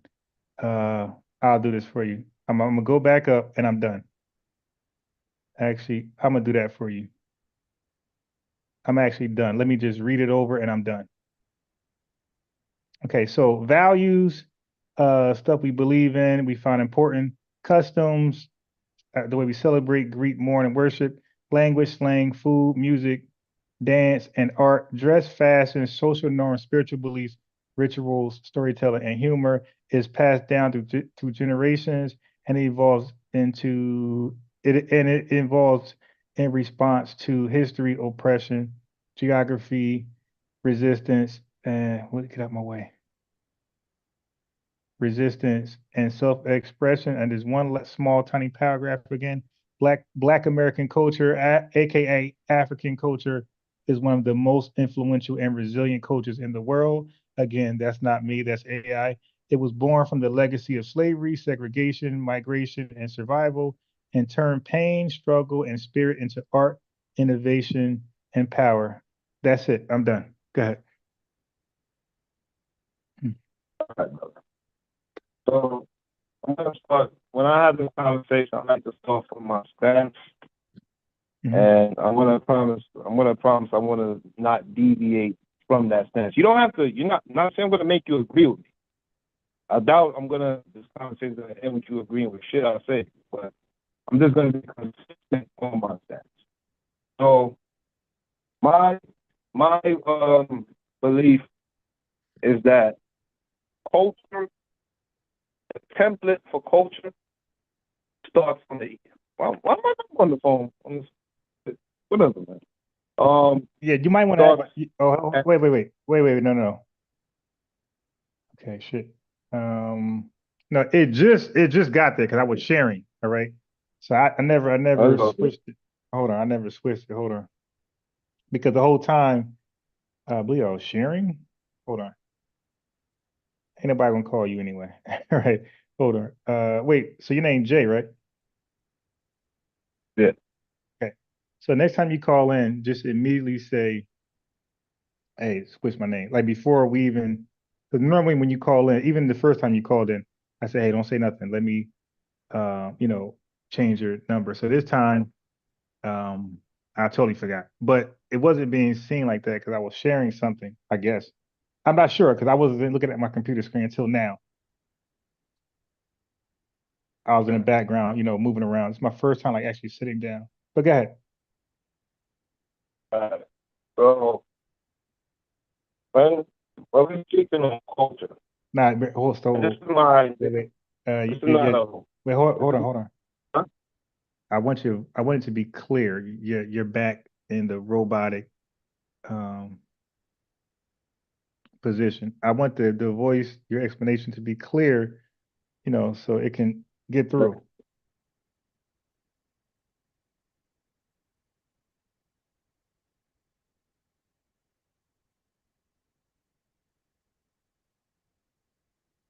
So you could try again, but you were just breaking up really badly. You know, Yes, I hear you now.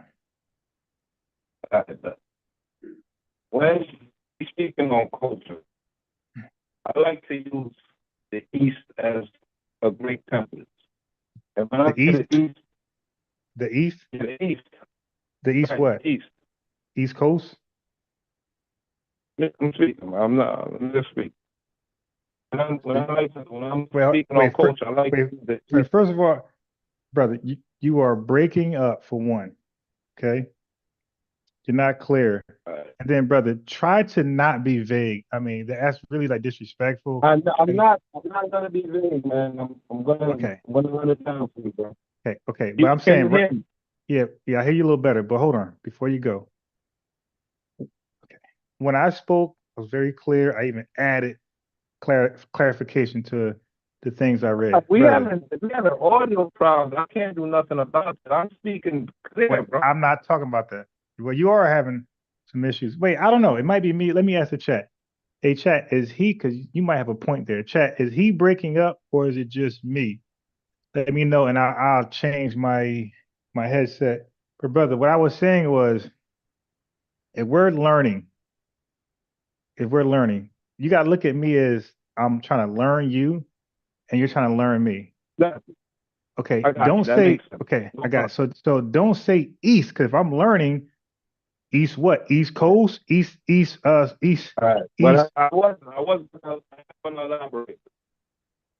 So can you just explain what the east is before you go further? Because that's going to Uh, cause my imagination to think of East, the East starting with Africa, okay, Middle East, all the way to East Asia. okay, okay. Go ahead. That's what I meant by it. Oh, okay, yeah, because brother, you just can't say that and Those, not that be re- specific. those regions right there are the most difficult.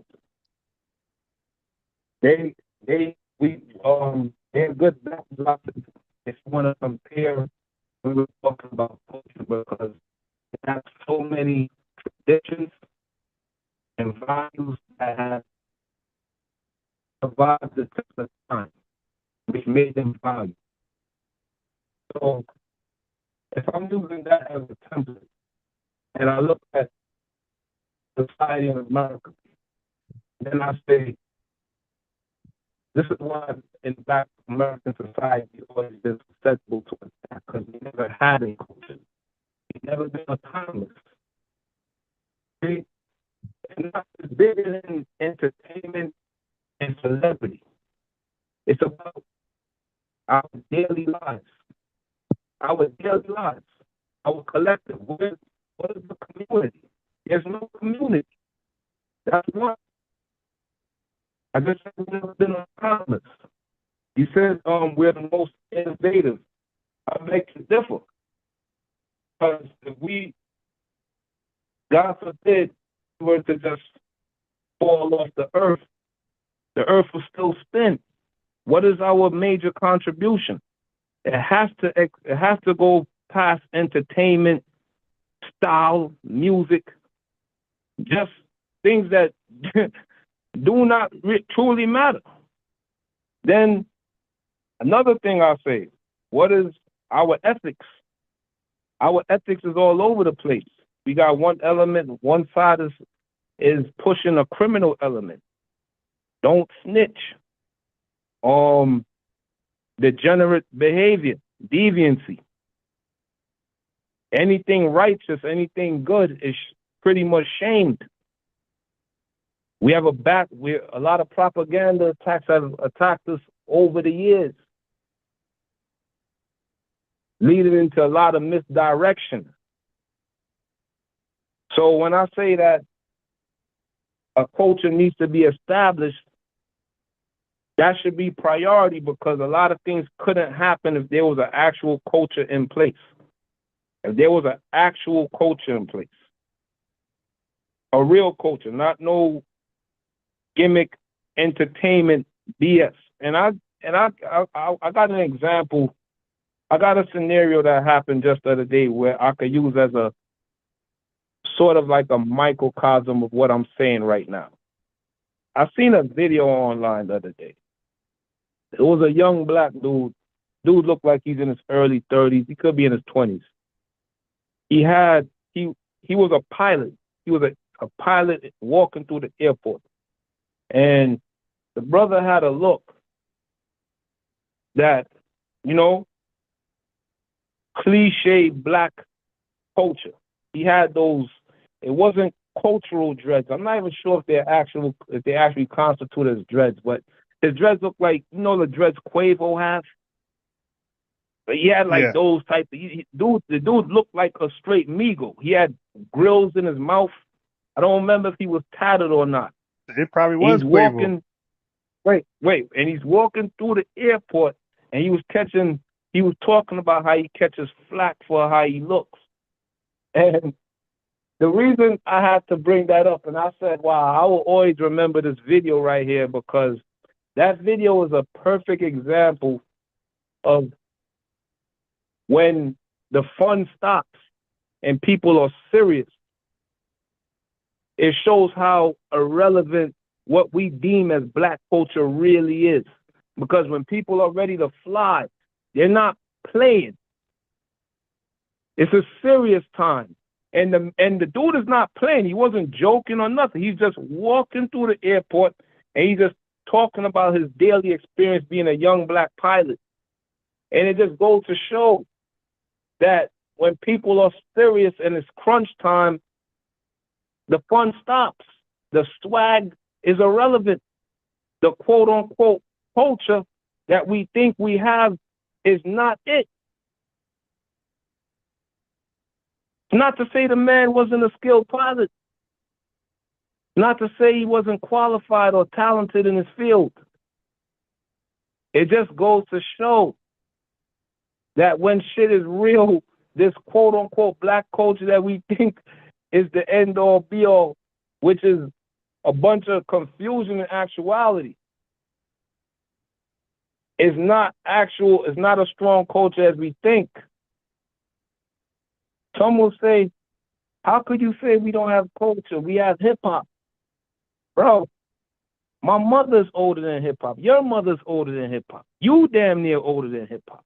What was we doing before hip hop started? Hip hop is 50 years old, my God.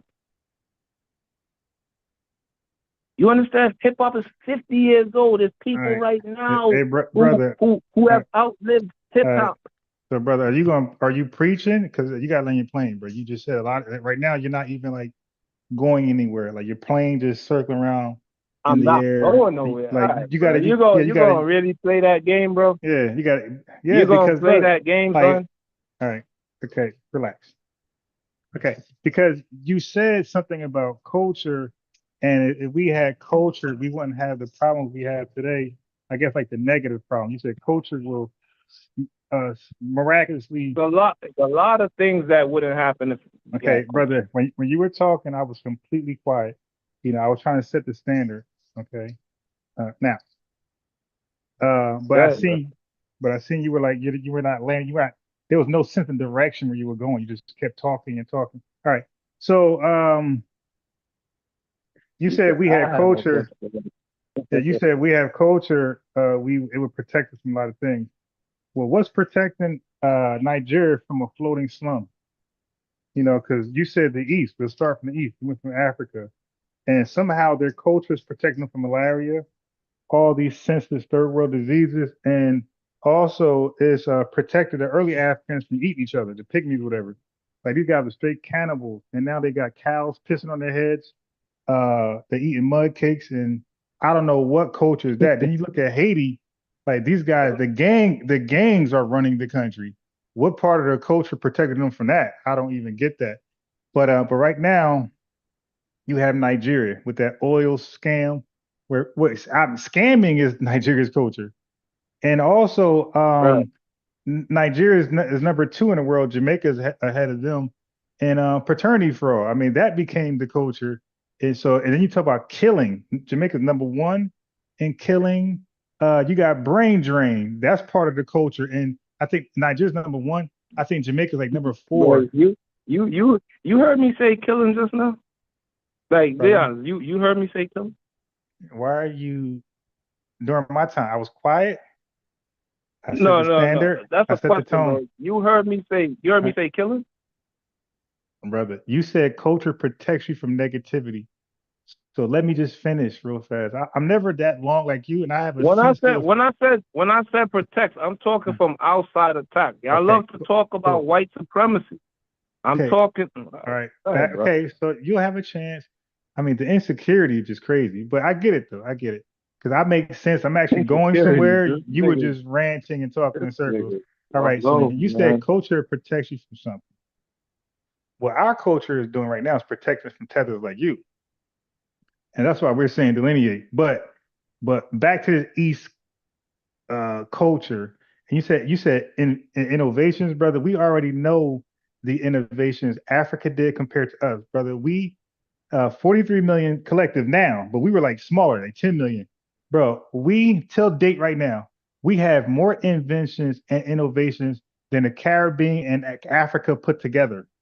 This small group of black people in America has more notable, more world changing, world impacting inventions and innovations than the entire Caribbean and Africa put together. Okay, so we can start right there, and then but this culture force field you were talking about, y'all culture. I don't know where you from. Oh, you Jamaica, whatever. But y'all culture, Africa culture is tribalisms. What's so popping about that? What's so popping about tribalisms? Nah, so yeah, if that's culture in your mind, I don't want that. But there is a definition of culture that's not made up by Jay. All right. Wait, hold on. Okay. Let's Wait, use Africa. Since wait. we talk about Africa. Wait. Let me just close out right here. Since we talk about Africa. No, no. Hold, Hold on, bro. so I Since we can't hold on. talking So about Africa, wait, hold on. But you hold on. I'm gonna close out first because before you you do it. just went all over the place. Haiti, No, no. they cannibals, all type of weird Hold on. shit. Wait, I'm about to Since just we close out talking real about quick. Africa, Hold on. Wait. let's Wait, just you just compare something. well, hold on. But you just can't talk over me that just like that though. Let me just close out in 10 seconds. That's all. 10 seconds. Just 10 seconds. So cannibalisms, cow pissing on you, flies all around you, eating rice from the Red Cross, scamming, paternity fraud. If you want to call that culture, fine. But brother, there's a working definition of culture that people tethers like you got to run from and make up your own definition, and it's still backfired. That's all. Go ahead. Bro, you could point out famine, poverty, all you want. So let's talk about the actual culture in Africa. Are you gonna sit here and tell me that Africa in Nigeria, you said Nigeria doesn't have a stronger community than in Black America? That's a question, bro.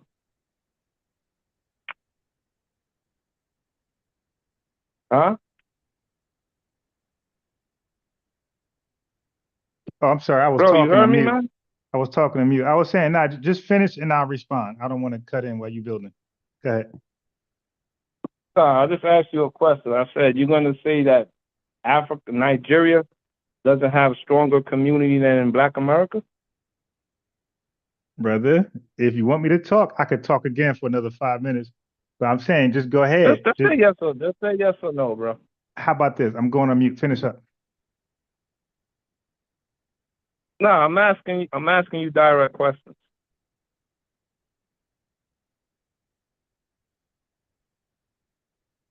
Because it's funny. Bro, you could chime in. I'm not telling you to be quiet. It's funny, even in the comment I sections like to lead by alone. example. I'm sorry. I like to lead by example and just be quiet as you just build. Go ahead. No, I asked you a question. My question was, you don't believe that Nigeria has stronger community than Black America?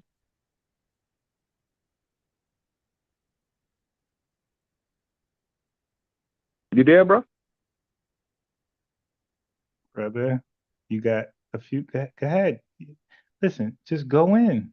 Oh, I'm asking you a question. Like, why you keep telling me to go All right. ahead? Because if I talk right now, I'm just going to keep talking. I'm not going to answer the question and stop. No, just say yes or Oh, no. I no, asked no, you no. yes or I put it in Okay, yes or no format. brother, I'll pass. Just I, go ahead. I Go put in. it in yes or no format, bro. I'm It's just yes or declining. no. I'm declining. Go ahead, man. Oh man, yo, like bring somebody else up, man. I'm gonna fall back for now, man. The conversation was good though, man. I'm about to leave the Yeah, crib yeah. right now, but All right. Well, but the conversation was good though, man. But damn, yeah. bro, you stuck in your ways, Hey, man. I Ain't too appreciate much, you call. ain't I too much to be appreciate you. done with you, bro. Hey, look, yo, the chat answered your question. Hey, yo, the chat said no. The chat Yeah, answered your question. So this chat is a bozo chat. It's an no, echo No, chamber. I'm not I'm taking saying, your chat no, serious, I'm man. saying you wanted It's a somebody to answer it. goddamn echo chamber. Yeah, This ain't no opinions bro. bouncing off each Okay, other. Everyone is in so now he unison over wants to here. talk. Hey, bro, I'm saying you asked me a question. I was saying go ahead. I'm saying the chat answered for you. So continue. They said no. So continue. Nah, man, my cup full for now, man. I'm Hey, up. I'm, yeah, that's my I'm point. off, Like man. you really don't have much to say. That was my whole point. That's why I'm staying quiet. I Nah, want you to go in. uh, what I'm saying is going over y'all head, man. Yeah, you The just intellect I'm so coming is deep. a little too heavy for y'all. Man. I'm gonna keep it a Yeah, buck. I get it. But Shit a little too heavy for you.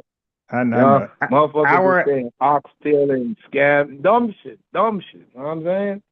I'm saying real stuff, and the shit is just bouncing off. It's not clicking, man. I ain't gonna waste this wisdom on. I ain't gonna just waste my time, bro. You know what I'm saying? But nah, but all jokes aside, though, man. I had a good conversation. Unfortunately, we have opposite views by far, but it is what it is. Yeah, man. I just think, Yeah. one day when you uh get off team white supremacy, Jock, you'll come around and maybe we can do some old black. I Can we all don't know how you connect me with white people, but hey, man, it is what it is, bro. and then maybe after that we could do some more. We could all can we all get along type stuff. But people I like don't know, you, man. I don't know how you connect me with white people, bro. okay. But That don't make no sense. it's just my lonely opinion. So, but people like you though, I'm gonna be for Ah, yeah, real. yeah. Everyone in your chat, everyone in the chat think I'm team white supremacy. Yeah, but hold on. I mean, Yeah, okay. that's insane, Do you bro. want to talk or you don't want to talk? 'Cause now I go to talk. You told me to go. I'm talking. Nah, You're nah, I'm cutting. out though. I'm out. Nah, I'm Uh, out for real though. I'm out. I'm out. I appreciate you though, man. All right, man. Hold it down, man. Peace. Yes, sir. There you go. You cartoon. Okay. I appreciate you. I didn't finish what I appreciate from you. I appreciate you giving me clips, giving me more content to do more premieres tomorrow and the rest of the week to the weekend. Um, thank you for the content. Okay, so man, like y'all gotta know. There's a pattern I do, and I might give y'all the secret sauce. Nah, I won't. And I say yeah, I'm talking about tethers and white supremacists and trolls, not my family. Yeah, he had that Makoko spirit, yeah. That's that Makoko spirit. That's my new word, Makoko. What is Makoko? Anybody know what Makoko is? Who's been doing their international research? What is Makoko? He had that Makoko spirit. Yeah, he kept saying we definitely. I meant to check him on that, huh? Okay, go ahead, get it. So I meant to check him on that when he said it a couple times, but he said so much it just wasn't important than other crazy stuff he said to address. But he's saying we. I'm gonna tell you why he said we because at one point he's including himself with us, but then he will somehow alienate himself. I don't know what's going on, or he would speak on our behalf, right? Which is on our behalf, which is like insane. Like he called himself a Black American. I'm like, fine, that's what you are. But then he's acting like he's like in tune with Black culture because he's around some Black folks who might be Black American FBA. But I'm like, dude, it's almost like talking to like a woman. When a woman had when she has like some friends, some male friends, she'll think she know how men behave over me. I'm like, man, you do know I had men friends my entire or male friends my entire life. All right, well, I have friends too. Yeah, but they always viewed you as a woman though or a girl. So like they're not going to disclose certain things to me that they will you. You know, that's just a fact. So he knows more FBA culture and talking points and barbershop points with me. It's like, brother, okay. I mean, if that's how you're gonna feel,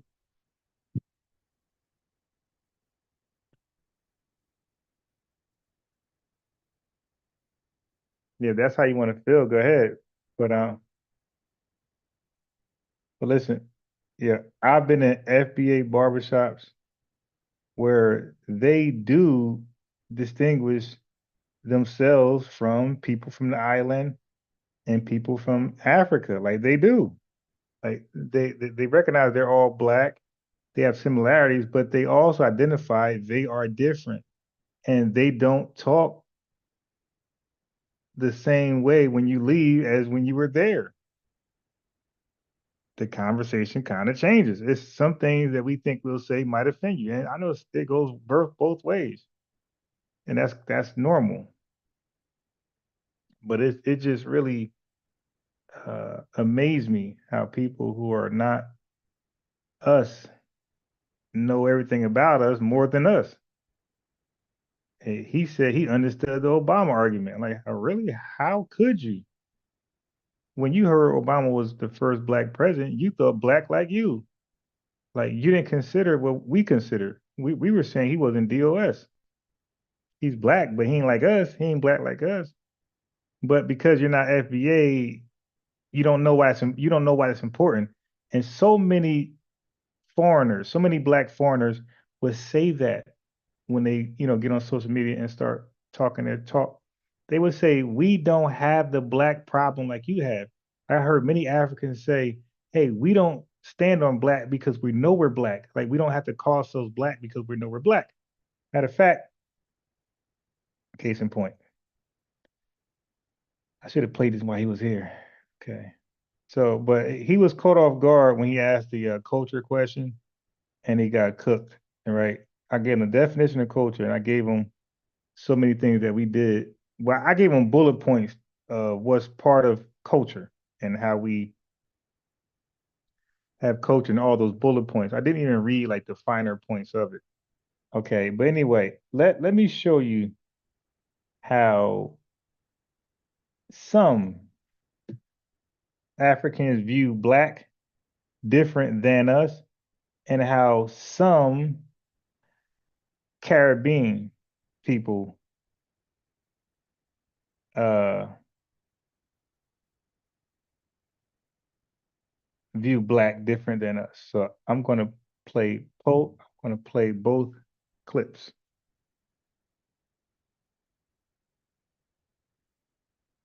Caribbean and African.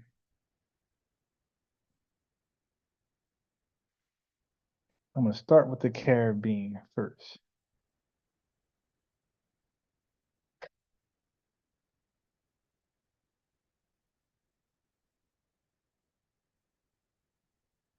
Give me a second while I roll through my clips.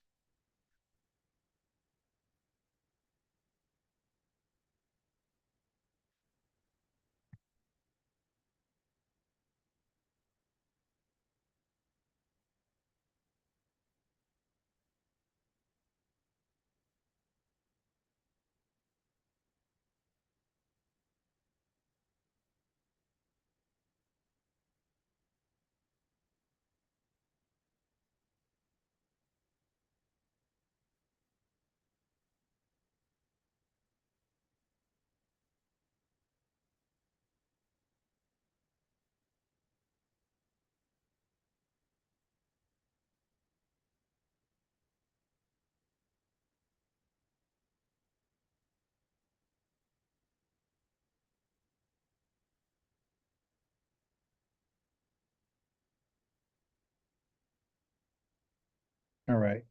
So I got the clips up. All right. Let me share my screen.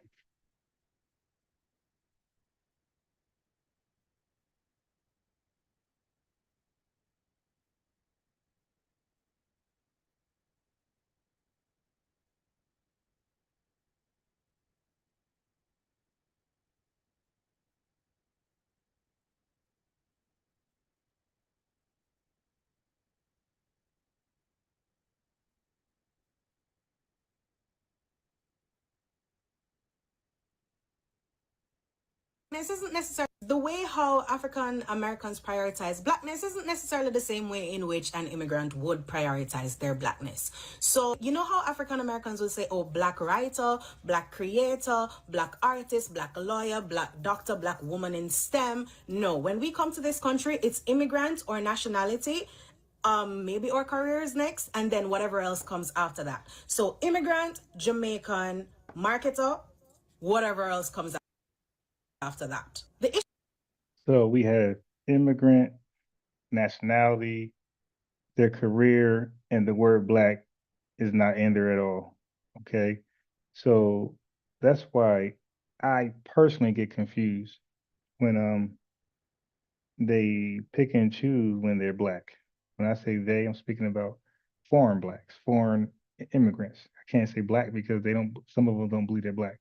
Okay, so, but what they're saying is they don't value blackness because it's clear that they're black.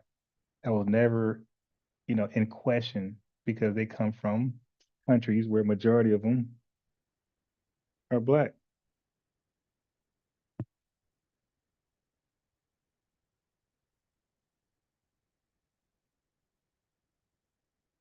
Yeah, so they don't have like a black power type of movement, okay? Because I don't, more than one reason, but she made it very clear. One more time. Black Dr. Black would prioritize their blackness. Americans prioritize blackness isn't necessarily the same way in which an immigrant would prioritize their blackness. So, you know how African Americans will say, oh, black writer, black creator, black artist, black lawyer, black doctor, black woman in STEM. No, when we come to this country, it's immigrant or nationality, maybe our careers next, and then whatever else comes after. So in other words, I see that as they look at immigration as their blackness. So their immigration status is equivalent to what we say.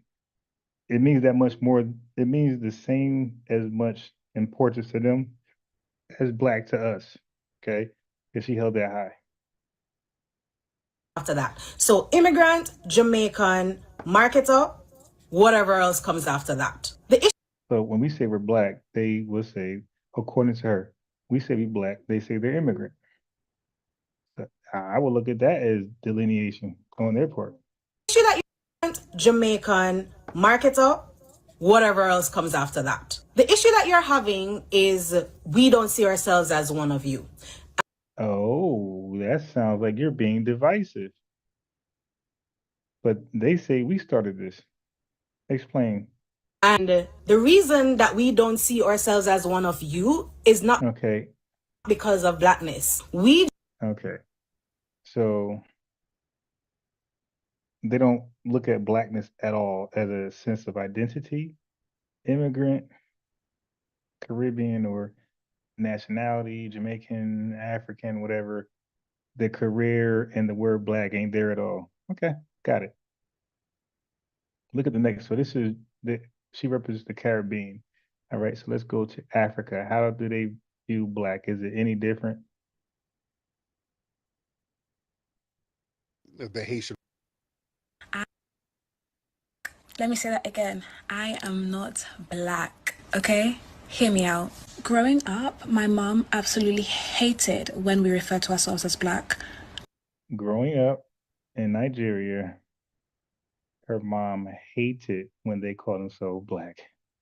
So when we say Obama wasn't black back in 2004, I mean, we weren't really wrong.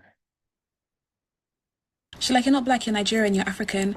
I feel like the term someone is black obviously comes from the slave era, but it also just describes displaced people that don't know their heritage. So I feel like people that do know their heritage, to try and curb racism in some way, people are going to be racist. Ignorance is ignorance. You can't. But just to curb racism in a small way, stop referring to yourself as black. If you know where you're from, you're raised in a certain household.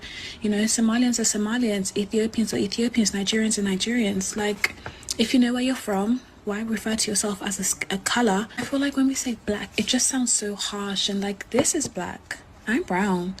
I'm Nigerian at the end of the day. Like, that's who I am. That's where I come from. Let me say that again.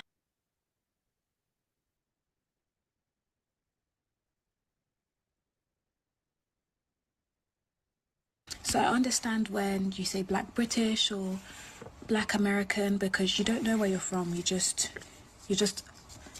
a person of color in the city that you're in. Obviously, you still be treated the way you're treated, but just like, I feel like when I hear someone refer to me as black, it just sounds so harsh, especially coming from a certain demographic. I think if you have the privilege of knowing where you're from, you shouldn't refer to yourself as a color because it further, pushes the racism narrative and further. Here we go. All right, let's get it in. Okay, so we got it from the Caribbean, we got it from the continent. I mean, I don't know what else you want me to say. Right now, okay. Like Jay-Z said, what more can I say? What more can I say? Yeah, they be outside their country talking all this. The one Caribbean woman was in America, and she's over there in the UK somewhere talking about their homeland and their heritage. Uh, it confuses me every time.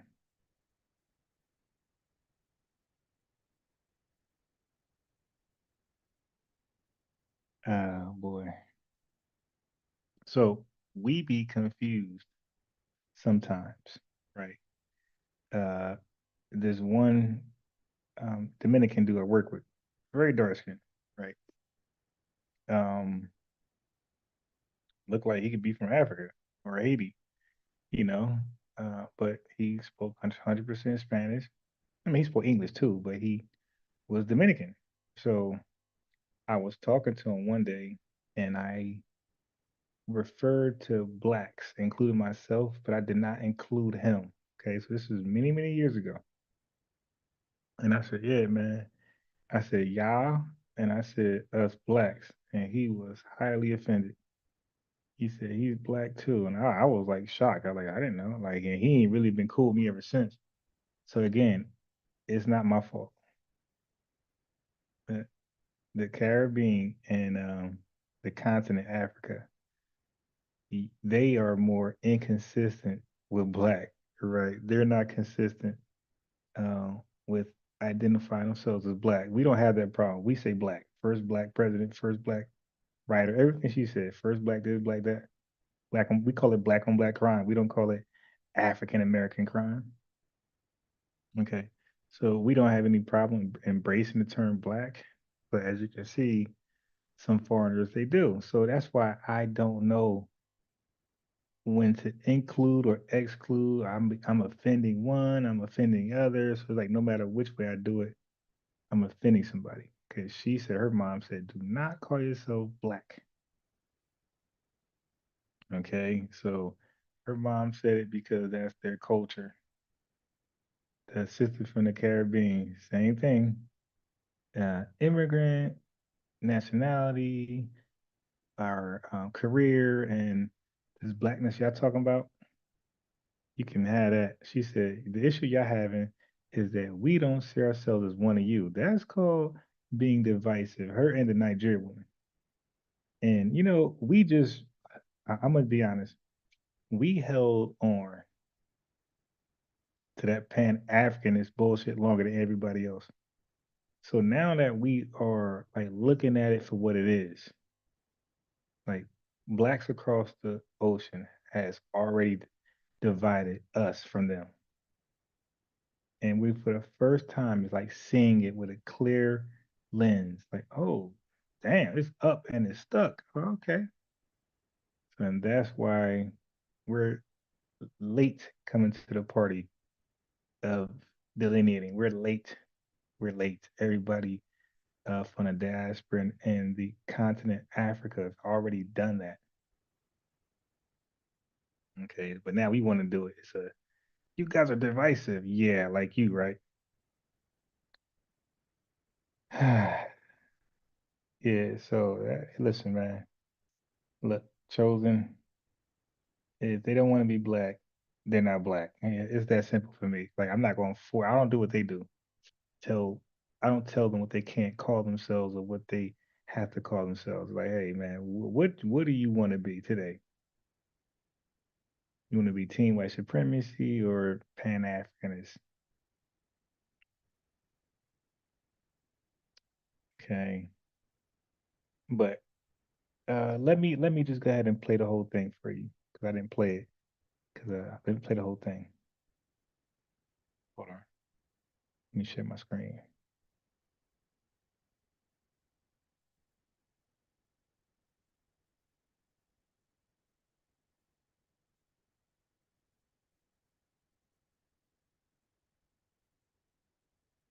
Absolutely. Let's break this down with clarity and then celebrate Black American culture with a list that'll make you proud.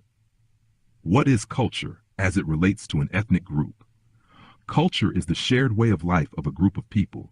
It includes their values, what they believe is important, customs, how they celebrate, greet, mourn, worship, language slang, food, music, dance, and art, dress fashion, social norms, spiritual beliefs, rituals, storytelling, and humor. It's passed down through generations and often evolves in response to history, oppression, geography, resistance, and self-expression. What is Black American culture? Black American culture, a African American culture, is one of the most influential and resilient cultures in the world. It was born from the legacy of slavery, segregation, migration, and survival, and turned pain, struggle, and spirit into art, innovation, and power. Here's a powerful list of what makes Black American culture so rich and real. Music and sound, spirituals and work songs, the original soundtrack of survival, gospel, soulful praise rooted in church tradition, blues, Payne's poetry rhythm, jazz, pure Black genius and improvisation, R&B soul from Marvin Gaye to Beyonce, hip-hop, global revolution born in the Bronx, trap, crunk, bounce, go-go, Detroit jit, regional sounds, call and response, deep African tradition, dance, stepping and strolling, HBCU and fraternity tradition, breakdancing, foundation of hip-hop, twerking, rooted in African waist movements, the electric slide, the wobble, cha-cha slide, Black cookout classics, Chicago footwork, Baltimore club, Detroit jit, regional dance styles, fashioned rags, gold chains, hoop earrings, grills, streetwear and sneaker culture, HBCU jackets, stoles at graduations, afros, box braids, locks, twaves, church hats, and Sunday best. Food, ancestral recipes, fried chicken, collard greens, cornbread, mac and cheese, yams, chitlins, oxtail, black-eyed peas, barbecue culture, especially in the South, sweet potato pie, peach cobbler, hot sauce on everything. Language and communication, African American vernacular English, rich, rhythmic, layered. Iconic phrases, say less, period, I'm dead, you got me messed up, etc. Slang innovation that spreads globally. Code switching, navigating dual worlds. Faith and spirituality, Black church culture, sermons, choirs, shouting, tambourines, Nation of Islam and Black Muslims, African spiritual practices, Ifa, hoodoo, root work, reclaiming heritage, revival of African-centered spirituality, storytelling, comedy and expression, stand-up comedy from Richard Pryor to Dave Chappelle to Monique, spoken word poetry, truth-telling through rhythm, the dozens, roasting and witty wordplay, barbershop and beauty salon culture, spaces of wisdom, healing, and storytelling, education, resistance, and tradition, HBCUs, historically Black colleges and universities, Black fraternities and sororities, the Divine Nine, Black Lives Matter movement, Juneteenth celebrations, Black History Month, Kwanzaa, Emancipation Day, MLK Day, movies, film, and TV, Spike Lee, Ava DuVernay, Tyler Perry, Ryan Coogler, classic Black TV, Martin, A Different World, The Fresh Prince, Girlfriends, Black-centered cinema, Love Jones, Boys in the Hood, Malcolm X, The Color Purple, Black Panther. Values and worldview, community and collective care. It takes a village mentality, respect for elders and ancestors, survival through joy, humor, creativity, freedom and self-determination, expression as resistance. Final thought. Black American culture is a cultural masterpiece shaped by fire, built from centuries of displacement and dehumanization, yet responsible for some of the most powerful art, sound, language, and soul on the planet. It's not monolithic. It varies by region, generation, and belief, but at its core, it's about resilience, expression, brilliance, and love for community.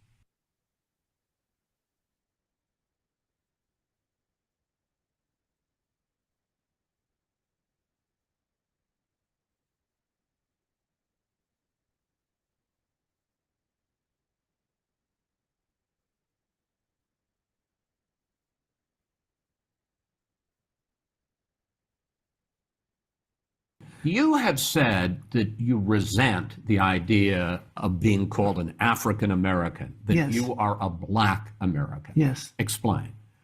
I think that when they call Black people who were born and raised for generations in this country, if you accept the handle of African American, that says that you don't accept being an American American. You don't accept being born in Chicago or New York or Detroit or wherever you were born, for generations your family has been here, you know, built this country too. Sweat and tears and all that, you know, fought in every war, okay? So this is my country here. So I don't want to be called African American. I'm an American American. My people have died and done everything for this country. I'm always going to be known as a Black American. I can't call myself an African American because when they want to separate us, then they say we are African American. But remember this: when I'm competing in the Olympics, I didn't compete on the African American Olympic team. I competed on the American Olympic team. So don't separate me when you want to separate me. I am not an African American. I'm an American. I am a Black American. I am definitely Black. And yes, my ancestors come from Africa. How long does a bloodline have to live in one land before they are considered a pure species of that land? Meaning, how long did my people have to be in America to say, hey, no, we're American, compared to some people who are English American, who are Irish American, who are German American from their ancestors, but they get to call themselves American. There's nothing wrong with being African American, but a true African American is someone that is from Africa and moved here, either first generation or second generation, and has a tie to that country that I do not have. One of the first census in Virginia that allowed for Black people to have a name was somebody from my family. So that means they were there long before. There's a mixture. We are a mixture. What makes us foundational Black Americans, that we're mixed with the indigenous and we're mixed with the Africans who were brought over during the slave trade. And then we had an ethnogenesis. So we became a whole new ethnic group. And that ethnic group was the foundation of the United States, making our ethnic group indigenous to the United States, because we're the first ethnic group of what would become the United States. Who built it? We built this thing from scratch. So that makes us indigenous.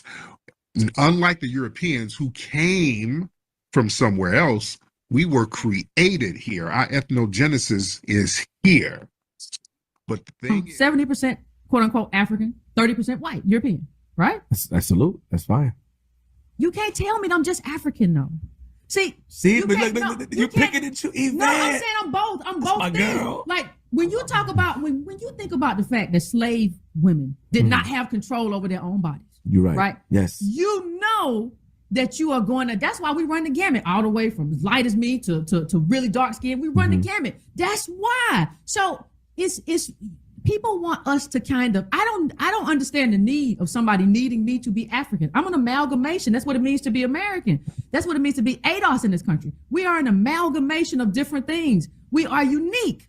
So yeah, some of our ancestors came over here, were brought over here, chattel slavery. That's true. Some of them intermarried. Some of them some of them come from women who were the victims of. All of that is our history. That's what we're saying.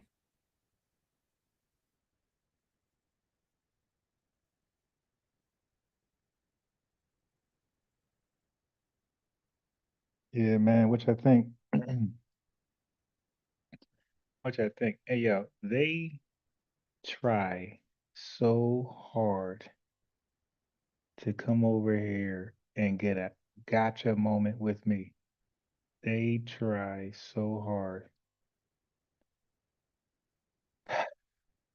I mean, it's just sad. Like the dude was clearly not interested in like learning and getting to know my answers and respond to my answer. He said some things about Tariq Nasheed. I said, brother, you had the right to have an opinion. I gave him credit. I said, bro, I'm not trying to make you like Tariq Nasheed. There are some things that Tariq Nasheed does, I'm sure will piss you off. Like I said, he brags about being petty. Some of us don't mind petty. Some people do. And the people who do, they probably not going to like Tariq. 50 Cent is petty. Some people don't like 50 Cent simply because of that. And other things as well. So I'm like, it's okay for not everybody's not gonna like everybody. It's okay. Doesn't mean you're a bad person. But I said, but when you start making charges, you have to justify them. You say he was a grifter, couldn't prove it. You said Hidden Colors 1 and 2. If he watched it over, he would grimace because somehow it's going to say things that he disagreed with today. I challenged him on that. He couldn't even show that example. Okay. Um, just what else? What other charges he did on Tariq? Um, just he just was wrong. And then he said Hidden Colors 1 and 2 was about how FBA origins came somewhere else, started from somewhere else. I said, no, the hell it wasn't. Hidden Colors was about hidden information from Black people all across the world. It could be the information can be about Black people themselves. That's all across the world, or something they invented, something they contributed to, or things like that. Something interesting, But and he just left that like he never said it. Just like, and a lot of them do this, man. They call in, they're not trying to learn, or learn me or get a legitimate quality answer. They're calling just to get an aha moment, but it doesn't work. Look, okay, let me show you something. Every time I add music, I get flagged. And it's supposed to be free music on top of that. Every time I add music that's supposed to be free, I get flagged. Yeah, I even wrote one comment. I said, yo, how you let me how am I able some things they'll charge you, like these editing things, software, something they'll charge you because they'll say, hey, if you want to access this, we'll charge you. But everything else, it comes with the program. So I use the things that just with the program. I go to upload it and I get copyrighted. I said, yo, why?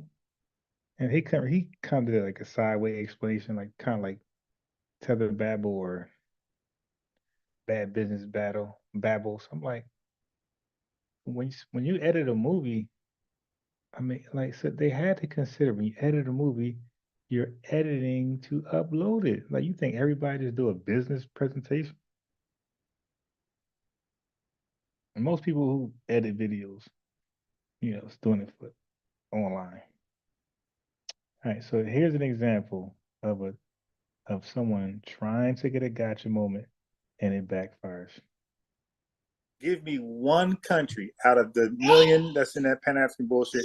Give me one country that produced something like Mitsubishi, equivalent to Mitsubishi today. Give us one thing, one company that's equivalent to Mitsubishi. Go ahead. Okay.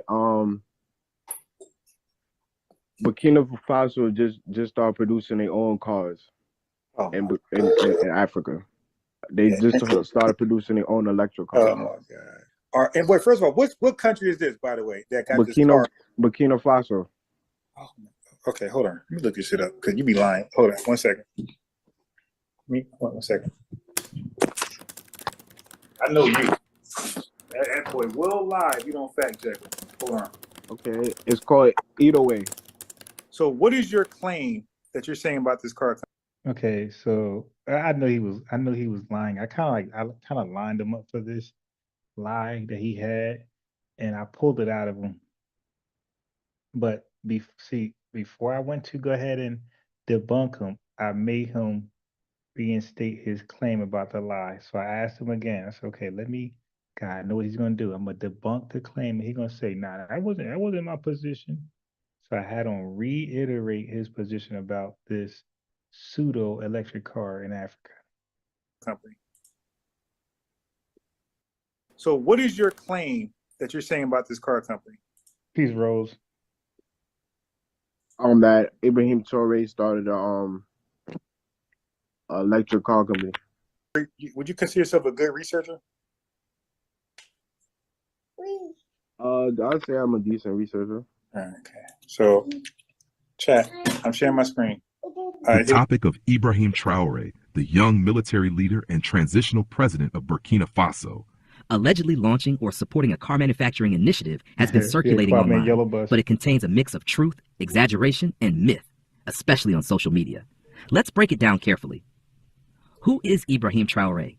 Born in 1988, Traoré became president of Burkina Faso in September 2022 after leading a military coup. He is known for his Pan-Africanist rhetoric, strong anti-imperialist stance, and pushing for economic independence from France and the West. He has received strong support from youth movements and anti-colonial activists, including online across Africa. Online warrior. The claim: Ibrahim Traoré launches a Burkinabe car brand. The truth: 1. There is a Burkinabe car manufacturing initiative called Limo, short for Limousine Ouaga, which has been promoted in Burkina Faso.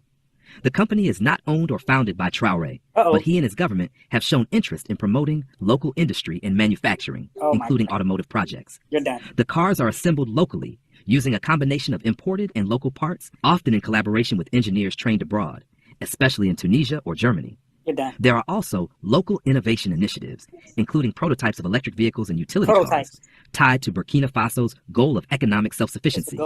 2.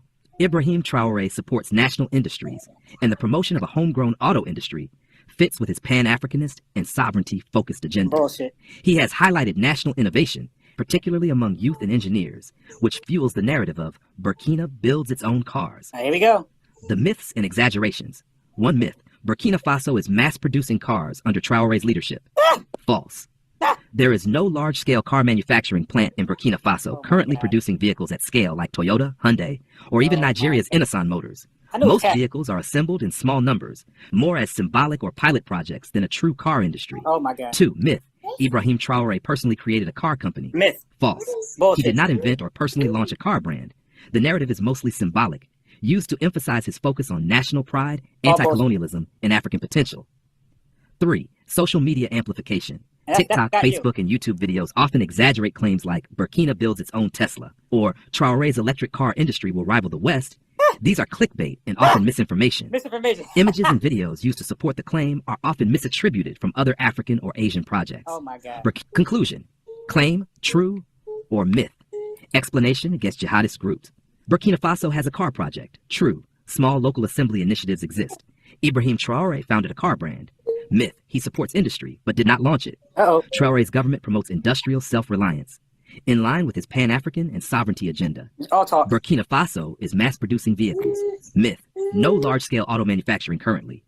This guy's watching TikTok and goddamn YouTube and Instagram, and that's showing like prototypes of your Asian cars. And he think it's yo, listen, these folks are known for scamming, bro. I was misinformed. I was misinformed. I was misinformed. I was misinformed. Well, can I ask you a question though? Sure.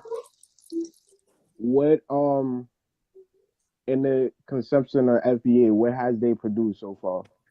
Okay, before you ask that question, let me make sure my man Black Manosphere is there. You still there, Black Manosphere? Yeah, I'm still here. Didn't I say every time he get in trouble, he'll mention something else? I literally admitted. I said I was misinformed. No, I said I was misinformed. get it. But hold on. So what is your claim that you're saying about this car company? That Ibrahim Traoré started electric car company.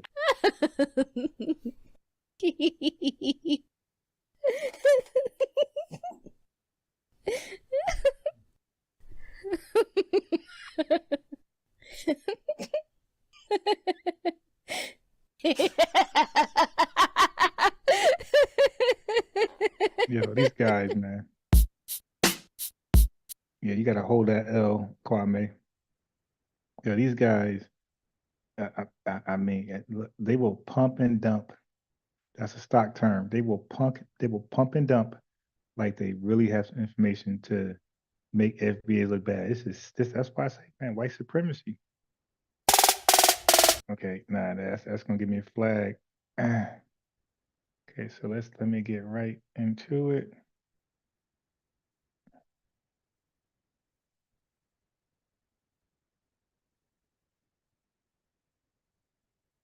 So this is American Dream. So it seemed like everybody that's been calling in has been heavy critics of FBA. bit Jamaican. Like we had one person from Trinidad, and that was Hassan. But now I do know most. I think Jamaicans and Nigerians are like the most black immigrants are Nigerian immigrant. I mean, and Jamaicans and Nigerians are like the most immigrants in the country, I believe. But damn, it seemed like some Jamaicans like they got it in for us. Some, not all, because Tiger Jamaican and he's cool. He's a realist. But like I said, only one Trinidadian called in. Mostly Jamaicans called in. That's like interesting to me. Like you would think the other folks to the island would be calling in because they're not as acquainted with us as Jamaicans. But yeah, this is interesting. All right, so this is American Dream. That's what they call themselves. And again, they just challenge me for no reasons, and they be 10 toes down. It's like, why do y'all do that, man? Challenge me and at least be educated on the topic. So I said, you know what? Let me start making clips because I never make clips of these guys. I said, let me make clips to shame them, to discourage other folks coming over here and just time wasting, just lying, just making up stuff on the fly. Right, but here's the difficulty I'm having understanding this, right? In my estimation, slavery is what fueled the economy of the South. Right. And industrialization. And North. No, slavery was very limited in the North. No, 90%, no, slavery was very limited in the North. Brother, and you can see this is not supposed to be a debate. I'm just like, I wanted to keep going, but I wanted to like add clarity, like, hey man, also the North. But he's saying no, not the North. I'm like, oh my God, here we go. Like these guys don't want to be right. They want to just push their agenda. Listen. Let me help you out. The North actually funded slavery in the South. So let me help you out. The South directly ran the plantation and they directly benefited. But the North banking, their banks were funded by that. So the North would have ideas or like an invention, and they'll sell it to the South to help the slavery be more successful. So if they I don't have believe something, that. That's not true. Okay, brother. I think what you're saying is not true. Okay. So this guy said, I don't believe that. He said it's not true. And then he tripled down and said, I think what you're saying is not true. So I'm just known for just making stuff up. These guys come over here and cheerlead and soak up game so often. And all of a sudden, when they call in, I just make up information. Like this dude just he set himself up just to get dunked on by Zion Williams' two-hand tomahawk dunk.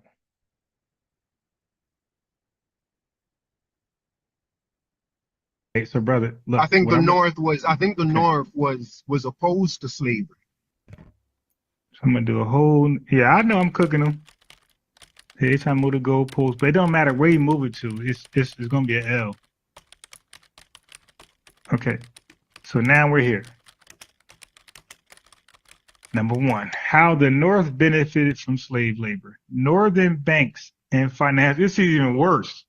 Can you hear me, Ron? Yeah, I hear you good. How the North benefited from slave labor. Northern banks, not just New York, northern banks and financial institutions financed southern plantations through loans and credit. Exactly what I said earlier. They financed the plantations. Banks in cities like New York, Boston, and Philadelphia provided capital for buying enslaved people, land, and equipment. So the North provided the finances for the South. Number three, slave-backed securities and insurance were common. Enslaved people were used as collateral for loans in the North. Example, New York Life. I put the North, it keeps saying New York. Okay, whatever. Okay, so northern shipping and trade. Northern ships transported. So it was the ships, the northern ships, enslaved Africans during the transatlantic slave trade until it was banned in 1808. So it was the Northerners who was financing the shit. Although the physical A labor couple of came rich from the South. Northerners, Ron. These were rich, wealthy people. Brother, can That's just I? a couple of people. Okay. That's not most of the people in the North. So again, he's changing the goalposts. Now he said, I said what I said about the North financing Southern slavery, right? And coming up with instruments to sell to the South so the South can be more successful with their enslaved people, right? He sat there and said, no, you made that up basically. So now when I prove that to be true, he comes back and say, hey, that's not every Northerner. Bro, why do you think only 10% of white people, it's in between 4 to 10% of white people who actually own slaves. So brother, why would you think I would think every Northerner? Come on, man, just stupid shit, bro. I didn't even give you a number or an estimate. I just say the North was responsible for financing slavery in the South and creating tools and being innovative so Southern slavery could be more successful. Most of the people in the North didn't Hey, want slaves. listen, chat. I'm reading it verbatim. He just coming in for, well, I don't know why. He's saying, look, Because he's arguing. you're talking about Okay, ship companies. You're talking about shipping companies. Those are dude, wealthy. Those are a dude, couple of wealthy Northerners. I'm back your dream. This is why they say Yeah. you're time wasting. I'm over here reading the research and you're debating me. Brother, how about go debate ChatGPT? Let me help you out. The North actually funded slavery in the South. So let me help you out. The South directly ran the plantation and they directly benefited. But the North banking, their banks were funded by that. So the North would have ideas and or like an invention, and they'll sell it to the South to help the slavery be more successful. So if they I don't had believe something, that. okay, That's not true. okay, brother. I think what you're saying is not true. Okay, so brother, I think the North was opposed to slavery. profiting from the Southern slave economy, Wall Street and New York's banks grew rich by financing Southern. So they financed, like I said, Southern cotton plantations, slave insurance policies, shipping networks for sugar, cotton, tobacco, and rum. I said rice, let's add in rum in place of rice. Shipping and insurance industries boomed by transporting enslaved people and slave produced goods. New York was responsible while the South was successful, like I said. New York merchants sold tools, like I said, textiles, and food to Southern plantations, profiting from slavery without directly owning slaves. My boy, I'm him, and you are who you are. Okay, let me keep going.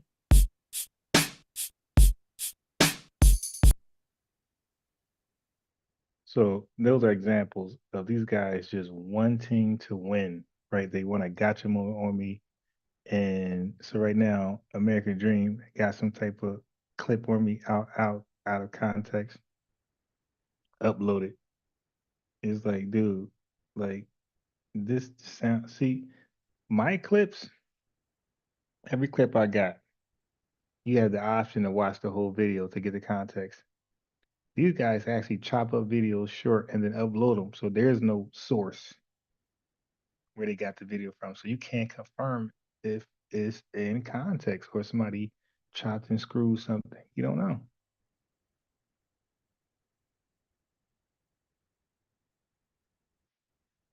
But like I said, these guys ain't trying to like have a sincere dialogue. They just want to win. Gotcha moment, make a clip.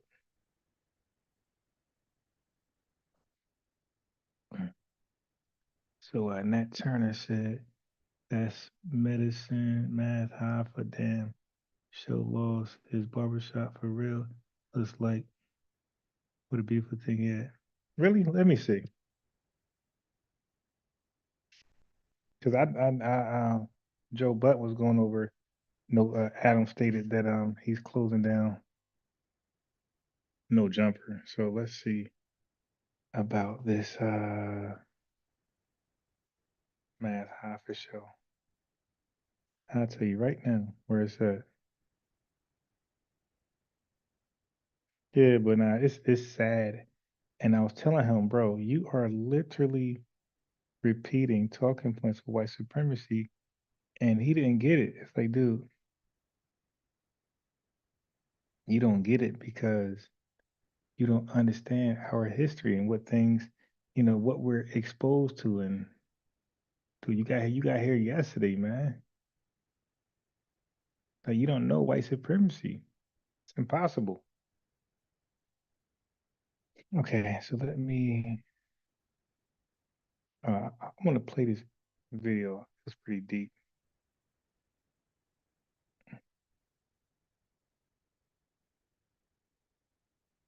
Oh man, I'm looking for Math Hoffa. I almost forgot what I was doing. Yeah, I'm not subscribed to him, so I don't know what he got going.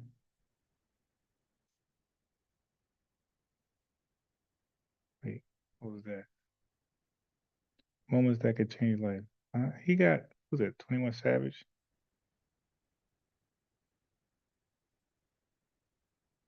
Okay, so he has a video. He's confirming rumors about something. So let me play this video so he can flag me.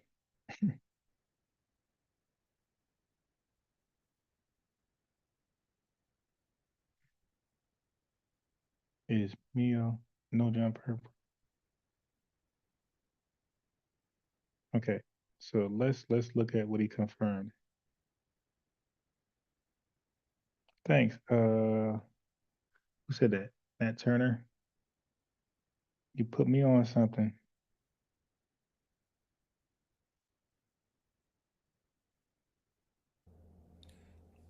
We on.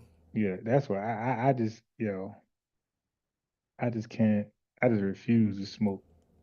When your lips gotta look like that. Pause. Ugh, like it reminds me, like it's no different than crackhead. Like I grew up around crackheads, and their lips look like that. We on. We on. Let me see something. They actually smoke and cop more than crackheads, which is wild. They get high often. They get high more often than crackheads. Like these weed smokers who are severely or chronically addicted, like him and people I know in real life. Boom. No, not that.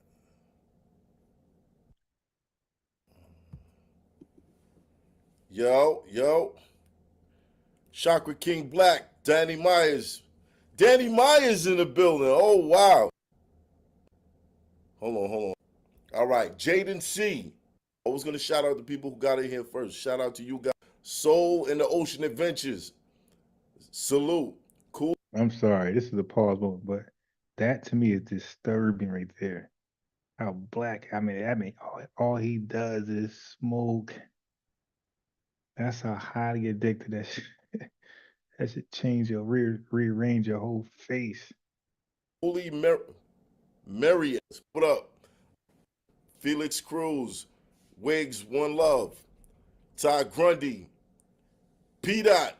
And look, let me tell you this: 10,000 live viewers or 10,000 total viewers for a guy who has 1 million subs. That's terrible. And I think he lost 210,000 because I could have sworn this was at 1.21. I could have sworn this was at 1.21.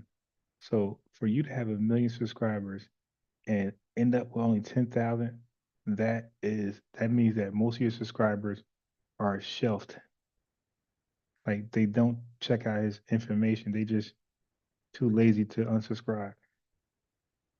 Dot. And it's probably because they don't want to miss a big interview. Like he might bring on Kanye West, Kendrick Lamar, Tariq Nasheed, Drake, somebody, and they are subscribed for that reason. but they don't tune in.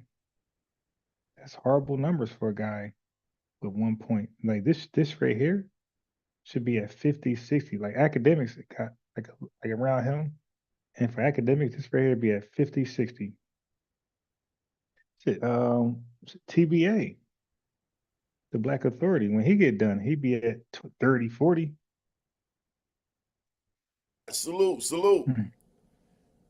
GMFM, Melissa. I can hear you, see you. Peace, young God. What up, what up, what up? What up? Peace, peace, and blessings. I'm in a good mood. We're going to talk. I've been seeing some things, though. I've been seeing a lot of things, but I'm in a good mood. I'm in a good mood. I'm going to tell y'all why in a second. No, you're It not. don't cost you no paper, even if you's a mother hater. All right? And then we're going to get into all this stuff that I've been seeing on. It's crazy. It's wild. That they've into that. Remember what I said. Keep your salute to all of y'all. Right? We're gonna play some music, and then we're gonna get to the good news. Here's what you can expect to pay for your tax prep. I'm not This on is unbiased backwards. Rhymes. My last tax guy only ever told me the price after he.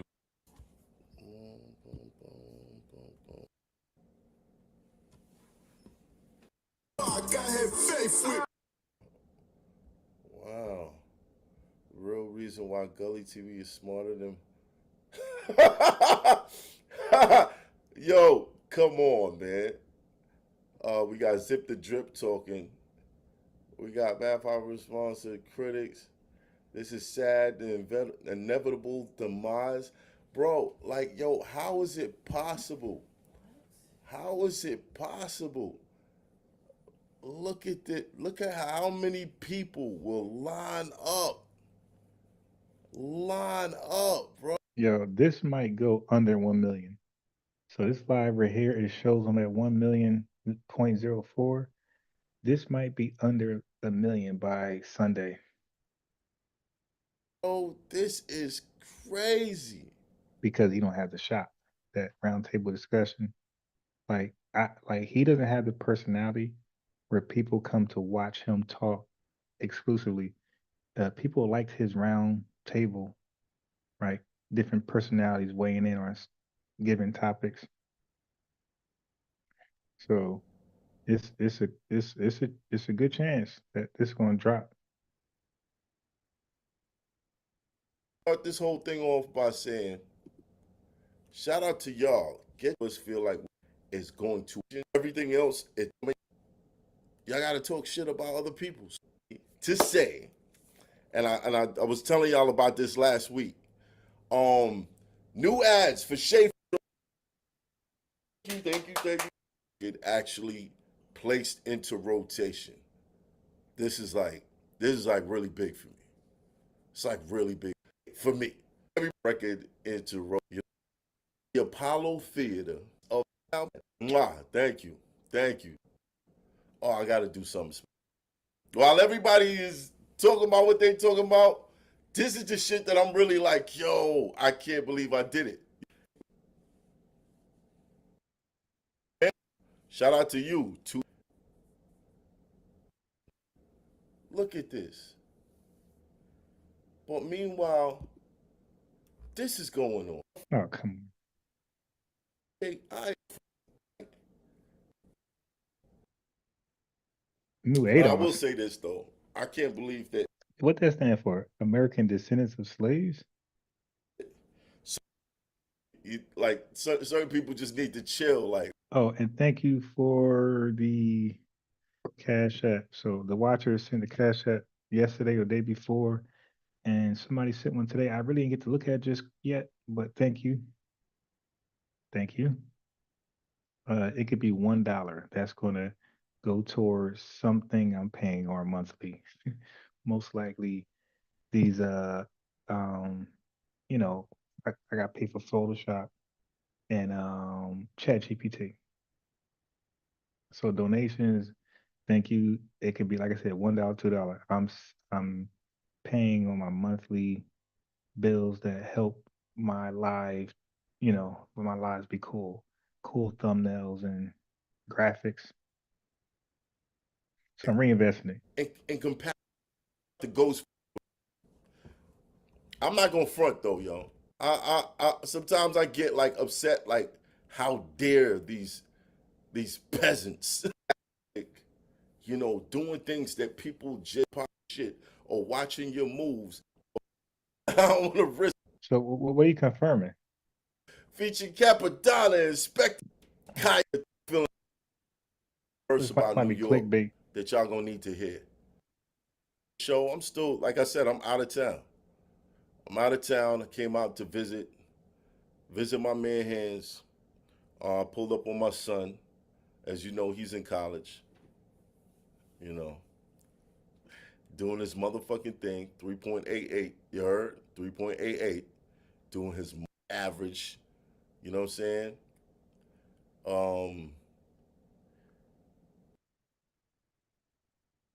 Yeah, he just. Listen. All right. Look.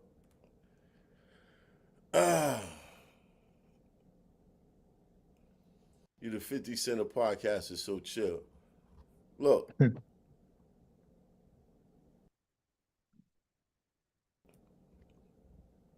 I know I see a lot of y'all telling me to chill. I'm not chilling. Pull up to the Apollo, have your camera shit, cause there's too much hate, bro.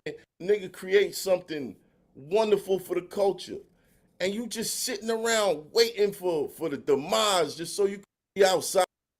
Why did he get 1 million subscribers? How did he get there? Why is everybody pulling up to talk to him? That shit is crazy to me. You niggas got some audacity, at least halfway, or you know what I'm saying? The nerve of it. So on this, that, and the third, like I said, man, there's certain things that I stand for. There's certain things that I just do not agree with. And me and son, we don't gotta have no problems or nothing like that or Who is whatever. son? But I'ma keep my distance. I ain't gonna talk about you. If I see shit going on with you, like I seen the shit going on with you and Mano, this, that, and the third, I'm not chiming in. I'm not talking about you. I'm leaving it completely alone. Is he talking about Hassan Campbell or somebody from his shop? Completely alone to fuel my success. I don't need to do that. You commenting, you saying certain shit, knowing that you pretty much violated. You entered the zone that you can't come back from, bro. You feel me? And then to see you copping pleased with it, I ain't even gonna go there. I'm not even gonna talk about that. But like when I say yo, I'm done, I'm done. Made my little record. I'm sure y'all heard it. Made my little record. Nah, we ain't hear it. And that was it for me. You feel me?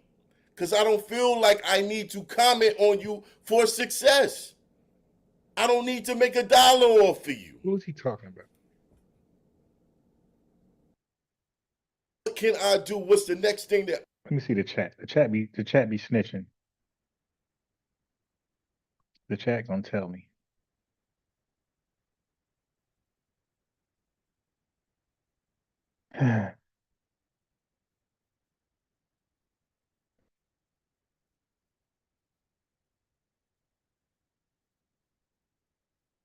So let me like that. Is chat getting on them?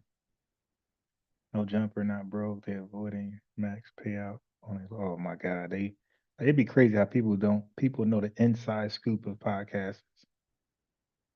You need to calculate the humility.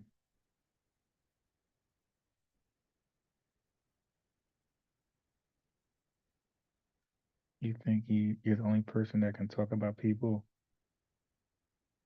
I really don't see. I don't really. I don't think math talk about people. Not on his show. I don't think that's a gossip show. Yeah, I don't really see them talking about people like that. So I gotta disagree with that one.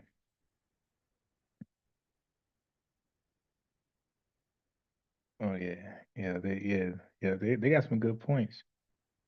Bag fuel up. Yeah, Bag Fuel grew like that. The Bag Fuel definitely. I watched Bag Fuel. I took a break from them because they wouldn't talk about the Fat Joe thing and other stuff. But they had one of my artists on there. But like I said, they ain't bad. I just didn't like their sense of awareness. So when he's talking about the people that okay, I don't think Math understands YouTube. Math, look what happened to I am athlete. Invest in yourself, brother. No more. Oh nah, these still running views off that trash music. Yeah, people are like, Math. No one except you die hard. You're nobody Math. Nobody except your die weird or hard fans who probably live in Czechoslovakia or something. Do not F with your music. Oh, damn, they are going in. It really wouldn't matter. If his music sells, it sells. I wouldn't care who buy it. Man thinks he's going to get involved to a Diddy type party now. They roasting. That's bad when it's your subscribers are roasting you. Man, are you saying you didn't follow the podcast way? Man, do you think you started the podcast way? Okay, so they going in. The fact that a bunch of people shit talking about you, he got little bit of support. He got more people getting on him. Humility is a virtue on him. Sorry you lost the barbershop. Your show was awesome. Overhead is a killer. Hope you get okay. So you got some good comment. A bad credit history can prevent landlords from leasing property to prospective tenants. A lower, I don't know what you're talking about. Damn, B, not the greatest show on earth. Losing the shop because they didn't make enough money. That's crazy. I don't know how much how much can a shop charge? You dig? How much? I know it's in New York, but like really, how much? Okay, somebody, but as far as math, the red flag with math is this. I'm good at patterns. I'm good at recognizing patterns, right? So when I see you can't get along with your own friends, all your friends drop off, that is let me know that is you. Is you. Okay. And sometimes you have to just know who you are. And so Mayweather says something very key. He said he learned a lot from his failed relationship with 50 Cent. He said, I learned that I can't have no celebrity friends. He said, because I got an ego, they got one, and it's going to work. So he's admitting he likes to have some yes men around him, right? But you just got to know yourself.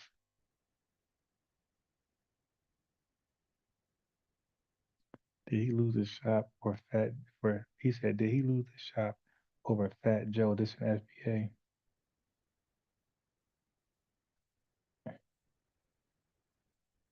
Yes, I knew it. See, that's why I started watching it. He said somebody summed this up for me. I knew it. He said I knew. He said a bunch of nothing. 2 hours of saying nothing. Okay. Longtime supporter. That lyricist tongue. So he got a little support. Please, we need uh like Biggie and Pop. I have so people Vlad will let you record in studio. People joking. Congrats. Oh, said okay, got a little math ain't adding up because he's a duck, but he has just as much, if not more, hate in his comments than he has supporters. That's why that million subscriber thing, that's 1.04, my boy. I could have sworn that was 1.21. Okay, so if you go under a million, bro, that's a problem. If you lost the shop, cool, things happen. But NYC, there are hundreds of big oh boy. So they're gonna slobbing Trump. That's crazy. Ego ruined everything. So they went to here. It be jealousy. Yeah. So I'm telling you, like, listen, you have to know yourself, or you need to hang around people who know you. Because a lot of times people like him, Umar Johnson, they become their worst enemy. They run everybody off and they just by themselves going live in their car. No, like how can Umar, at least publicly, has no ride or die friends? And now look at math. All buys lonesome. All right. So let me see something.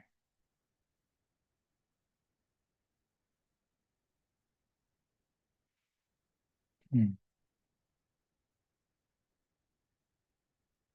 Okay. So this is what I mean.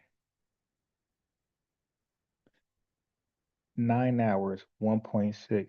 I do that. Those are my numbers. These are my numbers. But he got 1 million subscribers, 2.8 one day ago. Those are my numbers. I actually did better than that. Right here. Oh, oh stands for my expert opinion. I'm like, what the hell is that? Okay, was yeah, so he's trying to touch on trending topics, but he's not getting the love. 2,000 views. That's horrible when you got 1 million subscribers. So he had 104,000 because he talked about losing the shot. Okay, so I think I'm gonna click that one. Look, his views is super low. That's crazy. And look, the show you see 13,000, which is still bad. That's horrible for 1 million subscribers. But let's check this out.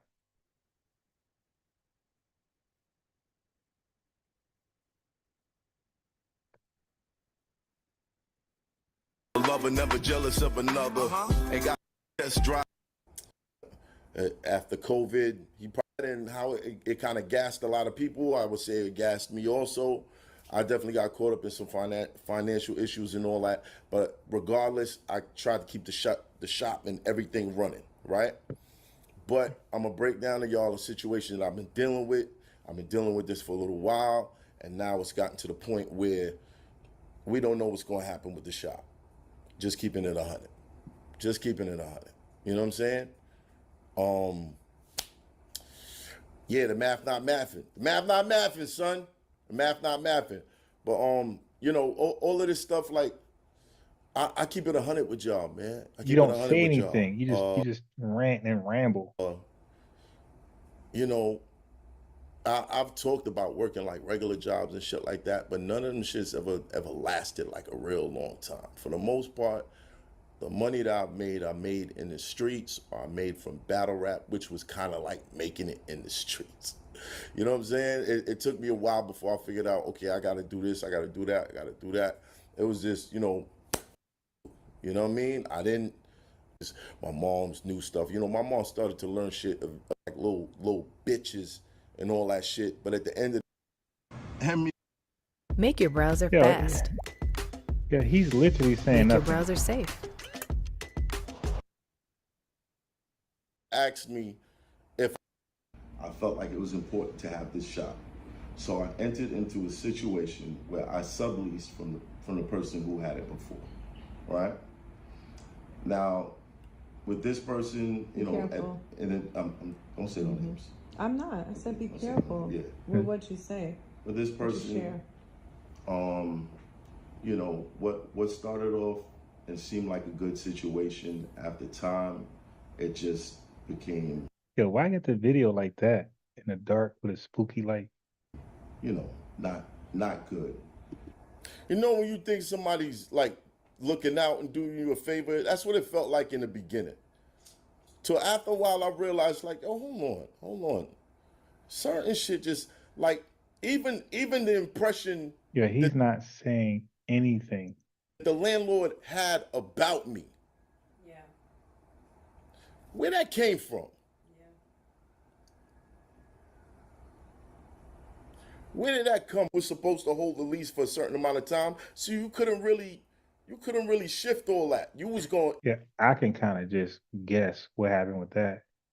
When the landlord seen the celebrities going in there, the views, and that landlord said, "Oh hell no, we were charging." Let me think. New York prices.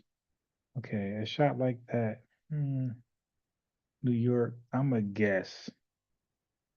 Let's say subleasing. I, I don't know if it has a basement, but I'm a guess. Okay, I'm a guess and say in between five. I'm gonna say $5,000 a month. I can't really see it much more than that. 7,000 the most, but 60 grand a year. When that landlord seeing that, and like that's probably like a typical rate. That's like not even like raising it up because he's a celebrity. But I think when that landlord seen what that barbershop came to be and the celebrities, and they said, oh, hell no, I want 15, 20, 15, 20, 25 a month. I can almost guess that's what happened. 'Cause that's what normally happens. You was gonna owe money, and this guy, slumlord, he was definitely gonna penalize it. Ain't no way he was gonna be like, you know what, you can have the money or whatever. Nah, that nigga was gonna Oh, and he was penalize it. Indian? So it was probably in her best interest for me to do it through her. Yeah. So now I'm paying her with the good faith of thinking she's paying him. And she's taking care of all the shit. Well, y'all see. Hold on. And Wait a minute. So that's some sloppy business. So you don't follow up. Yeah, like the whole thing is janky. I'm paying somebody to handle my future, and I don't get to see receipts. I don't get to. There's no transparency. It's just all on trust, and I'm giving her five grand in her hand. Yeah, all she gotta do is skip. Um, all she gotta do is skip rent for 3 months. Do you know how long it'll take to get them evicted? She can actually probably cake up like 40, 50 grand, don't pay one bill before they can like um get them out of there legally. I would get these bills for things that didn't make sense, right? Mm-hmm. Here's the kicker. So I got a bill one time for electric. Mm-hmm. And I looked at it and I was like, this is impossible. Mm. Bruh. So you had her paying all the bills? The fucking electric bill was like $7,000. And we shot like 10 episodes last month. So we only been in the shop 2 times this month. Mm-hmm. Right? I'm gonna come back to that. The landlord. Yeah, this is just whiny. Electric, water, and insurance, plenty of potential damages. Yeah, that just seemed a little whiny. Let me finish. Always had an issue with us not being here during the day, like not being like not running the shop or whatever, not making. Yo, so this nigga used to be mad like, why y'all not in the shop? Every time I come here, the shop is closed. Mostly we would shoot at night until we started shooting like during the day or whatever, blah blah blah. But the shop would be shut down if we not shooting like if we knocked out 4 episodes. Okay, so again, he's looking at it as y'all need to be in the shop to make money because y'all barely paying rent. This is an avenue that he could be seeing it from. Like, hey man, like y'all struggling on rent and this shop not open. I could definitely see that because I got some friends who own shops in barbershops. And they're not happy when other guys late or they're the people they hire is late or don't come in because they know they have a history of struggling to pay rent. In 1 week, right? Or if they're cutting hair and running their mouth more than cutting, nah, like my friends were their owners and they be looking like, dude, bro, you could have so much more money if you just shut up and cut. That's 2 weeks worth of work. So we might not have to shoot until maybe the end of next week. But if we knocked out like 8 episodes in 1 week, we out for the month. We be going for the month, and this nigga would be complaining that the shop is not open. I'm like, why are you complaining? Yeah. So anyway, I don't know about that. That's not my business, but man, like I'm just saying, like just a business model. Like, man, you ever heard of hard work dedication? He's in 8 episodes, and that's like a month worth or whatever. It's like, dude, try to have a year's worth. Like I don't know what Vlad looking like, but you want to have like just episodes on episodes, so you could just fall back and just you dig. Don't gotta upload anything for a whole year or two. Look at Tariq Nasheed and all his videos he's dropping. Yo, I can't even go live because he's dropping something new. This guy's dropping 2 o'clock, 4 o'clock, 6 o'clock. I mean, literally, I gotta like sneak to go live. I gotta wait till his live is over, go live real quick, and then try to get off before his next live. But yeah, but you need to be working hard like that, where they just on autopilot, man. And then trying to play I think they're doing something illegal. What you mean we doing something illegal? Cause why is the barbershop why is it never open? Pay attention, y'all. Pay attention to why. Now I found out why this nigga kept saying that. Chat, what you think? What y'all think it was? Nah, bro, we stopped with the barber shit. For one, there was a couple occasions where, a guest would move the time, and I didn't like telling the barbers that they couldn't, you had an appointment, you got to cancel that and da da da. I didn't like doing that. But the thing that really fucked me up is the barbers would have their friends in the shop, and their friends would be sitting in the barber chairs, fucking them up. I don't know what these niggas was doing with these chairs. I don't know what they was doing with the chairs. We walked in one day to shoot. Yeah, that is like etiquette number one. That's 101. Like anybody with a barber shop, the barbers know nobody sits in the chairs but customers. Nobody but customers sits in the chair. Like even out of respect, like I said, I got hella friends who own barbershops. I will not sit in that chair. I will stand up unless they say, "Hey, sit down." And I'm telling you, if they are serious about their chairs, they'll have you stand up. They ain't gonna have you sit in that chair. Because those chairs cost money.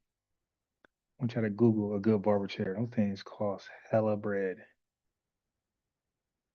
The episode, Mac sat in his chair and the shit just fell over. Nigga almost broke his neck. And nobody ain't say nothing. Nobody ain't say, yo, one of the chairs broke, this, that, and the third. We would just walk in and be like, yo, what the fuck happened to the chair? So after a while, I was like, man, fuck that. Get the barbers out of here, because I don't know what they doing. Not keeping it as a barbershop or whatever, and that was even a threat to the lease. Like, yo, this is supposed to be a barbershop. So the chick that I was subleasing from would start sending me shit like, yo, this nigga's gonna he's gonna try to evict us, or he's gonna take me to court off of this. And highlighted in the lease, it says the purpose of the shop was a barber shop. She's sending me this little clip of it saying that the intention of this shop is supposed to be a barber shop, but with commercial businesses, just like a mixed use, it's still a barber shop.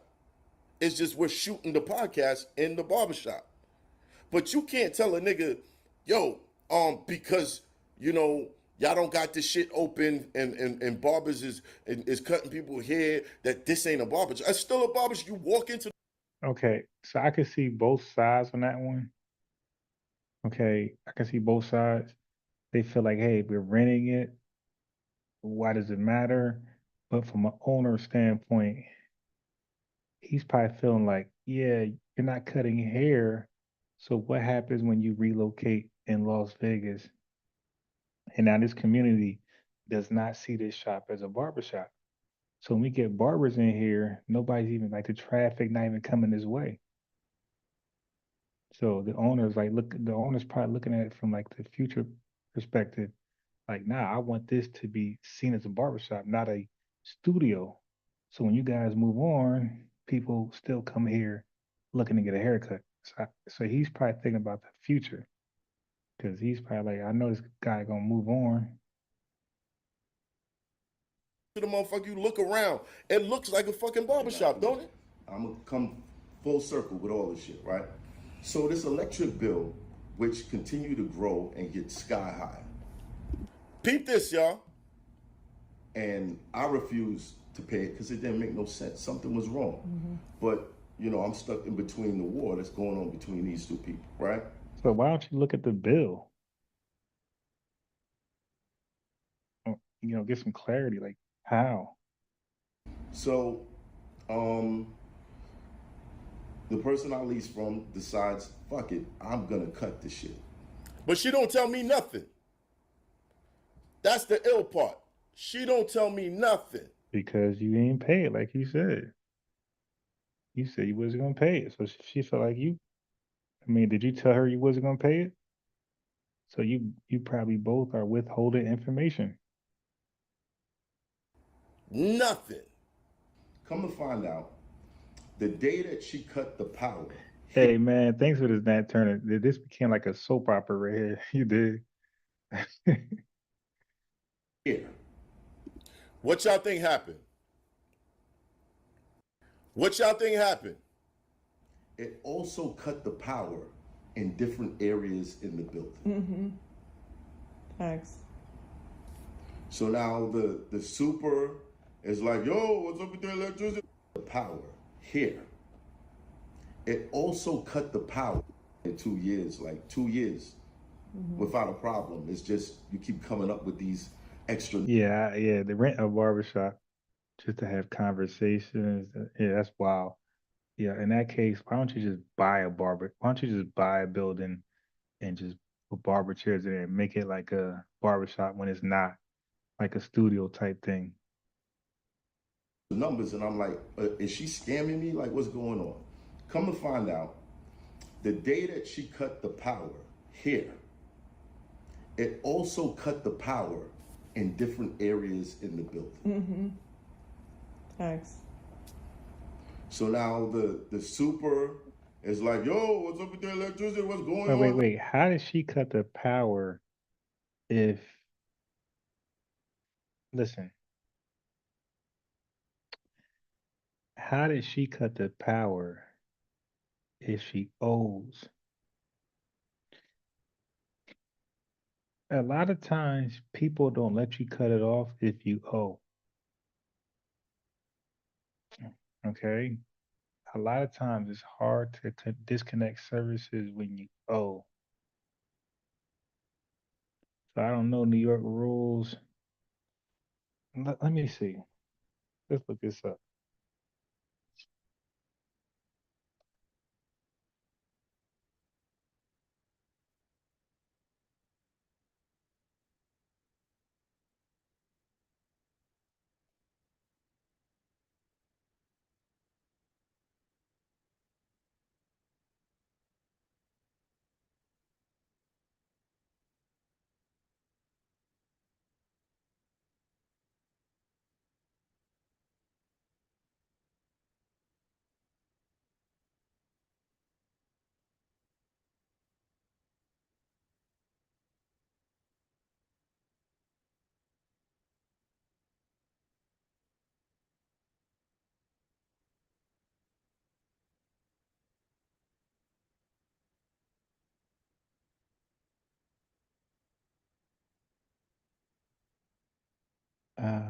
Okay.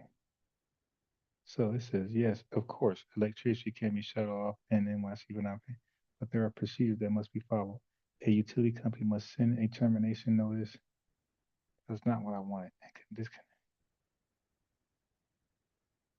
That's not the question I wanted. Mm.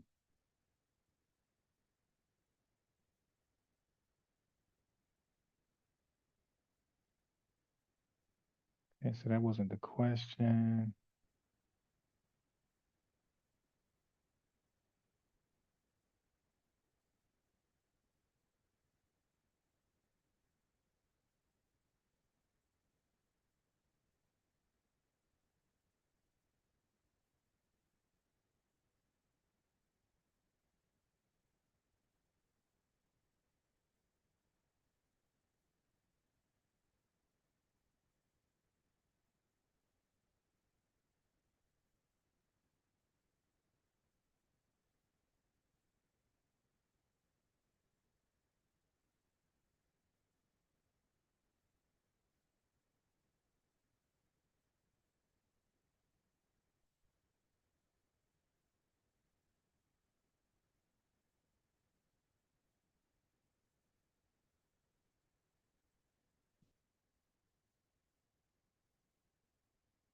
Hmm. I knew it. I knew it. I knew it. I knew it. It says in NYC, you cannot request that Con Edison shut off your power to avoid paying an electric bill. The company will eventually terminate service if the bill remains unpaid after a period of time and after issuing appropriate notices. I told you. I told you. I told you. I said, yeah, I don't think you can do that. So he said she cut it off. She didn't cut it off. He don't pay bills, so he don't know. No request to terminate. You cannot simply request that Con Edison shut off your service as this would not resolve the outstanding debt. Told you. I knew that. I said most companies don't let you just cut it off because you owe. Yo, yeah, I gotta admit, man, I be knowing some things. But anyway, I know a little something. Da, da, da, da. And that's not even supposed to be like there's rooms, there's a basement, there's people with no power. Somehow that bill or the power source was rigged to other places in this building. So yeah, we're out of power. We can't shoot in here. You know what I'm saying? Now that's possible. That's possible that other places were being powered up but he's not really being clear on what other places. It doesn't sound like he's not clear on what he means. So I'm assuming that there are other meters for each apartment. So I'm assuming each apartment has their own meter, and he's saying somehow nobody's paying their own electricity. They're all tied to his on some ghetto stuff. I don't know. I don't know. I don't know. I don't know about that. That sounds. It's possible but that sounds like too James Bondish. Taking the steps to bruh, the electricity from the shop run into the basement, run into other apartments, run into different spots in the building. So this is why this nigga was always beefing about niggas not being in the shop. Cause if we not there and that bill come, just like I knew, where the fuck this shit come from? Wait a minute. But the bill gonna come anyway, and $7,000 is too much money regardless. Yeah, see, that doesn't make sense. And she just, yeah. Like, listen, man, y'all need some real people around y'all. Because I'm gonna be like, dude, that makes no sense. Whether you're there or not, the bill is too large for you. $7,000. Now, if you're out here see, but I don't see out here. It only it's different. Some states there's no gas. You only have electricity. So a large bill, 7,000 is a lot, but you'll get a large bill because of that. But to operate with gas too, and you got $7,000, bro. Like that has nothing to do with you coming to the shop. Like you can never run up $7,000 if you got gas along with electricity. Yeah, yeah. His conclusion is crazy. We ain't been in here. And then The watcher said the truth is in the eyes, so weird shades. Real talk, watcher. That's why the police keep them shit. Keep somebody away who really want to clear and get right, exactly. And that's probably a good location too. And it's probably gonna pop now. Now that this is the shop that they did the podcast, whoever gets that shop next is gonna make some money if they can cut. Hmm. they're telling us, yo, you gotta pay for that. Take legal action against the situation, but it's tough. I can't turn the power back on because I need a lease. And if the lease is through this person, Oh, that's why he's in the shop with that light. I'm like, why is he in the shop with a flashlight? There's no power. Oh my God. That's crazy. That's embarrassing. I can't turn the power back on because I need a lease. And if the lease is through this person, I'm subleasing, and they're not in communication. It's like, we've been stuck. Tough spot. We've been stuck. And Wait, he said I can't cut the power. What is the power? What is the electricity? What is Con Edison got to do with your lease? it's because I need a lease. And if the lease is this, and they're telling us, yo, you got to pay for that. Take legal action against the situation, but it's tough. I can't turn the power back on because I need a lease. And if the lease is through this person, I'm subleasing, and they're not in communication. It's like, we've been stuck. Tough spot. We've been stuck. Actually, that's again, I don't see it like that. Yeah, so you will lose power, but you can put it in your name. You don't need a lease to put electricity in your name. I don't think And so. it's tough for me because, bro, I got so many memories in this place. But Wait a minute. So you're gonna lose the shop over a light bill? if I gotta let it go, I gotta let it go. But I know this is wrong. What was done is wrong, and I want to fight. So if any of y'all knows the laws of New York City and how I can fight this the right way, get in contact with me. And Yeah, I don't know. I kind of feel bad for him. Some real shit. I'm not even like trolling or parading this. I kind of feel bad for him, but it's interesting that he can't get a lawyer.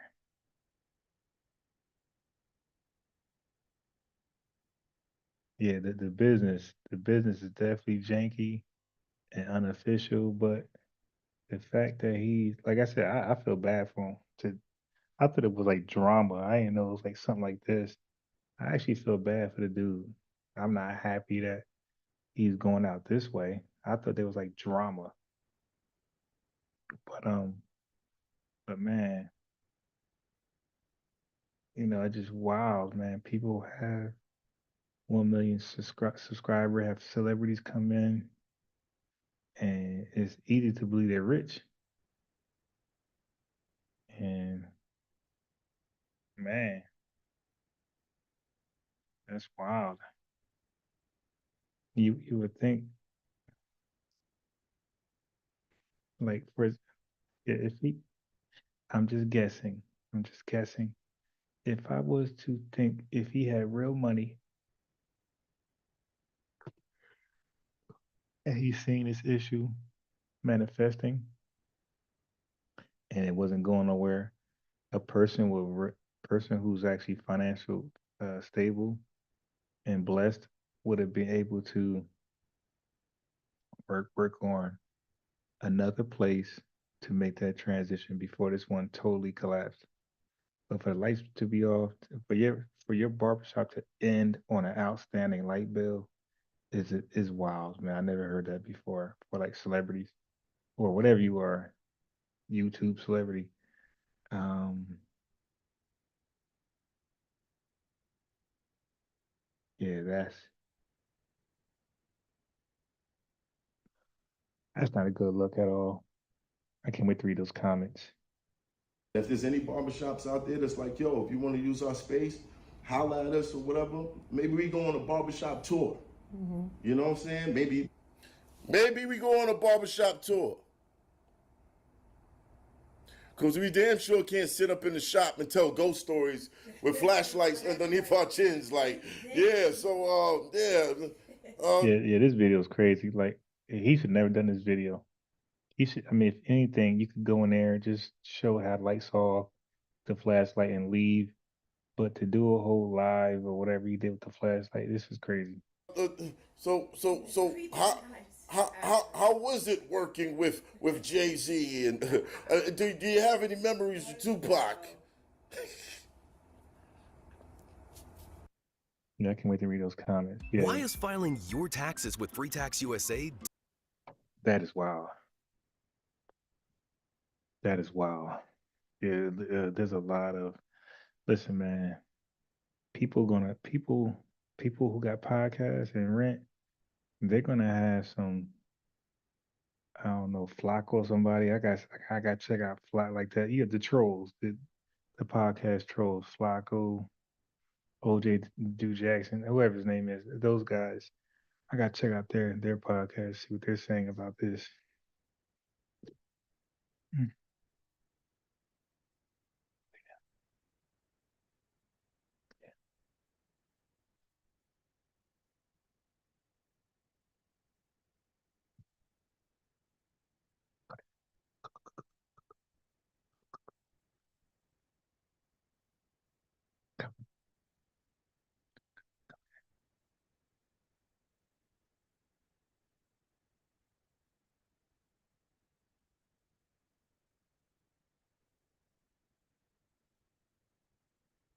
Yeah, hey, Nat, I gotta look more into this, man. You might have gave me some different content to make outside of the cooking tethers and trolls and white supremacists. Yo, I need to really, really get some white supremacists on here. DJ Focus said they all over Twitter. I go in there and I don't know how to get them. So he gets them. But I'm gonna need him to funnel some of those white supremacists over here, man. But I don't want the ones who just gonna say the N word over and over and over and just be radical and very extreme. You know, the spectrum white supremacists. You know, I want to have a real legitimate, somewhat debate.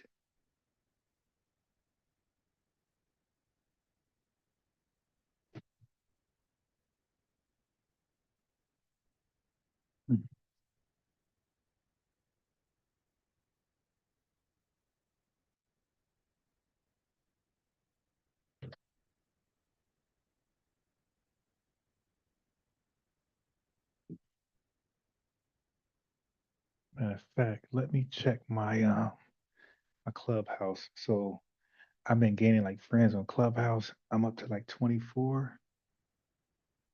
Yeah, we're still live. You can't hear me?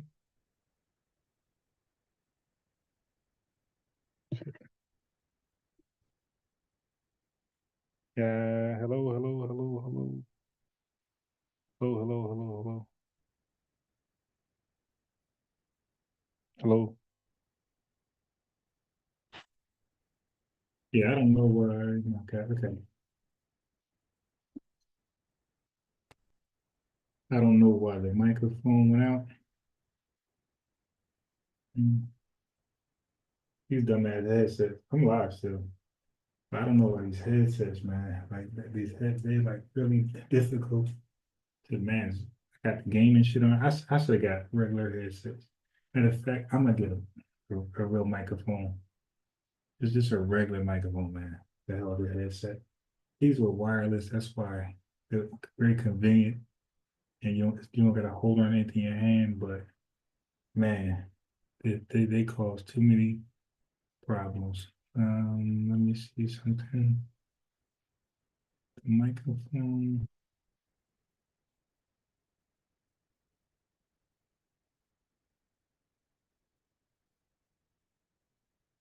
Hold on.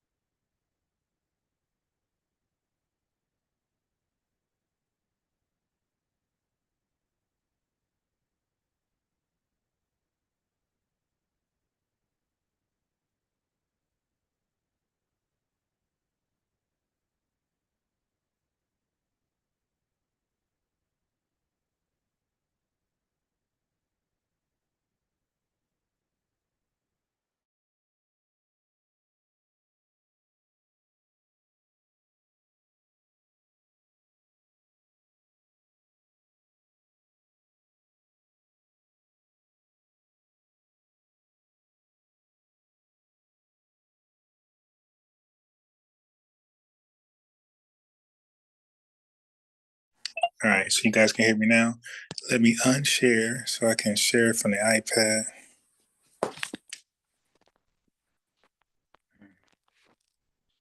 All right.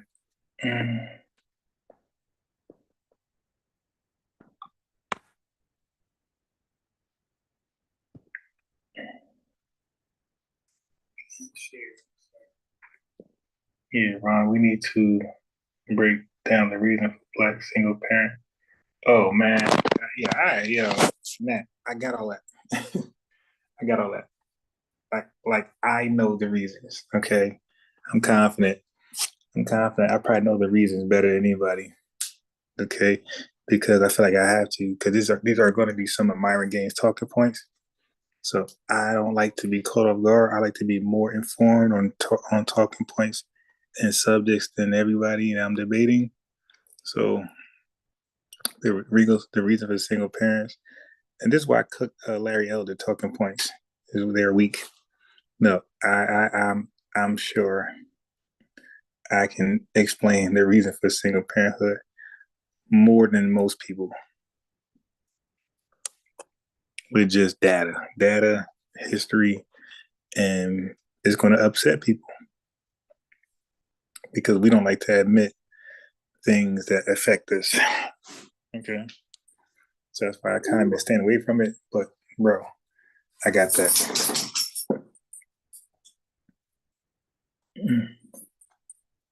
All right. Well, hey man. So call it tomorrow morning.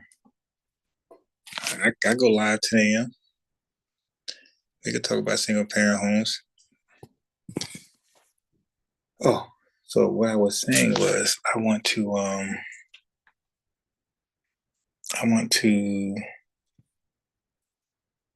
it's already 12. Okay, so I guess in about a few minutes I'm gonna log off. Because I wake up early no matter what time I go to bed and I hate that. Okay, so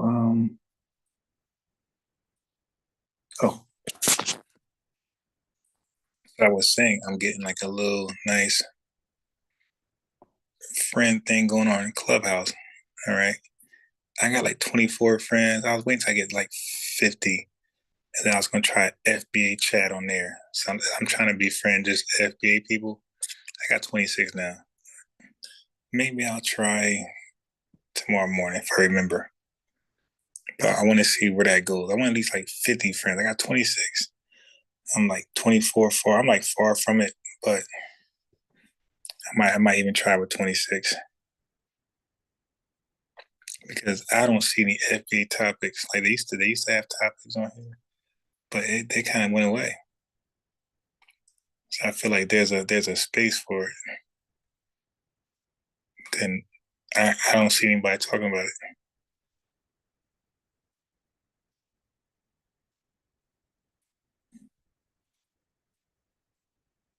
Yeah, but single parenthood tomorrow.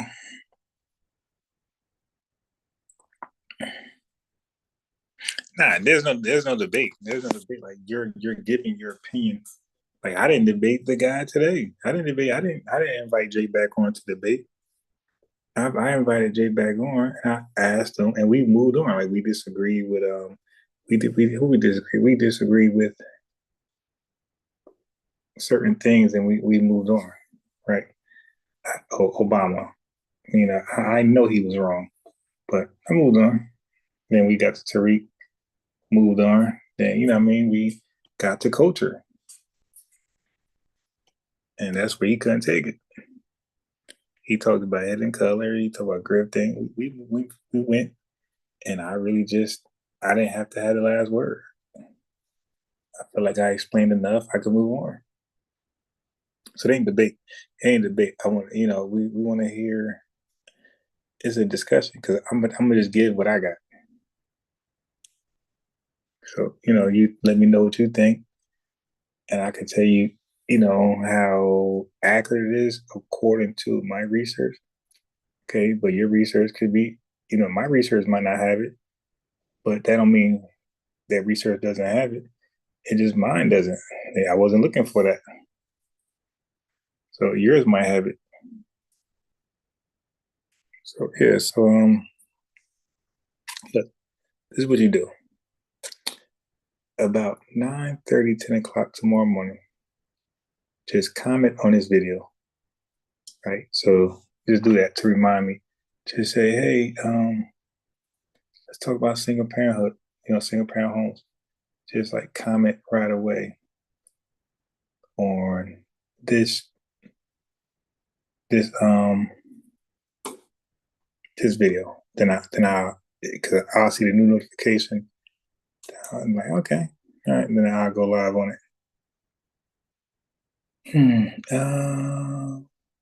Yeah.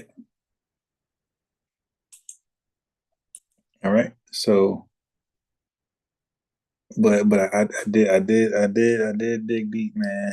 Listen, all I'm gonna say, when it comes to single parent homes, I don't think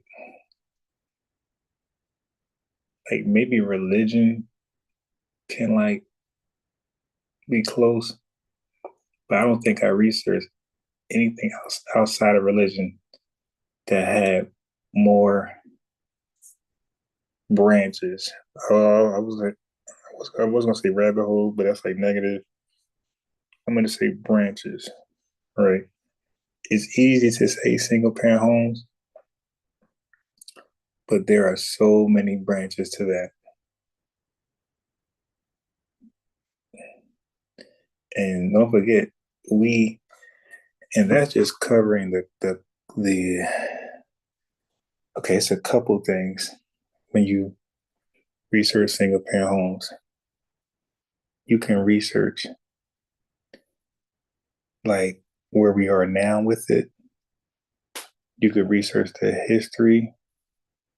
You could research the causes. Like, so basically, you could research the history alone from slavery to now. That's one long debate or discussion. You can research the causes right? That might be tied into history. I'm not sure, but you can research.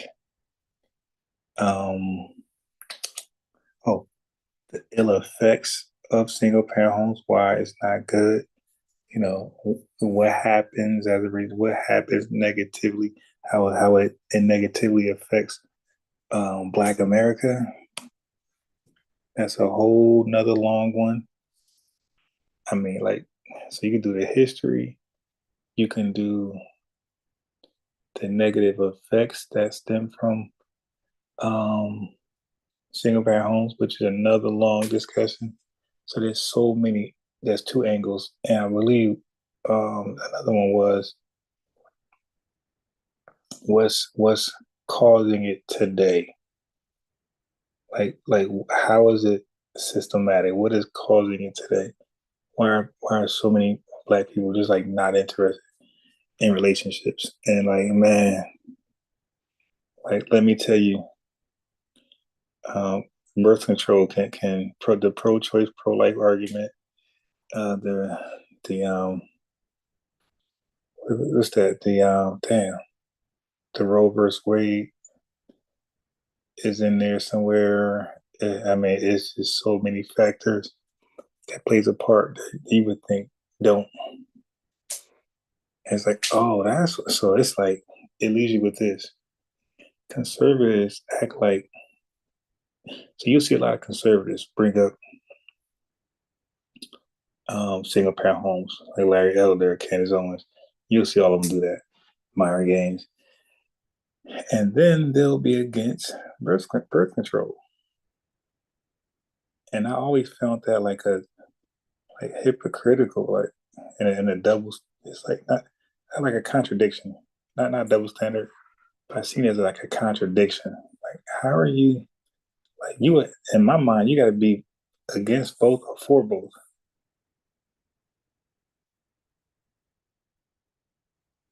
So if you're against single parent homes, then you got to be against abortions. Just call it, man. Hit me up tomorrow morning. Say, hey, man, let's talk about that calling.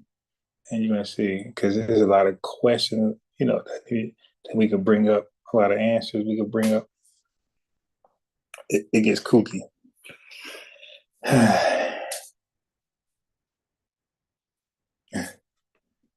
He said, I'm down there 0 for 4 with the subject. And I want to see if Focus will call that. But again, like he just so goddamn long-winded. He never lands a plane. He did. This dude, yeah, I was trying to say this earlier about Jay. To tell it earlier, I was gonna say, Jay, yeah, you're not landing a plane, dude. You're flying. If you're operating a flying saucer, a flying saucer. Like they don't land; they just keep going around. That's what you're flying, bro. Those things don't land. When do you see a flying saucer land? It's like, dude, you're not flying a plane. You're flying a flying saucer, a UFO. They're designed to stay in the air.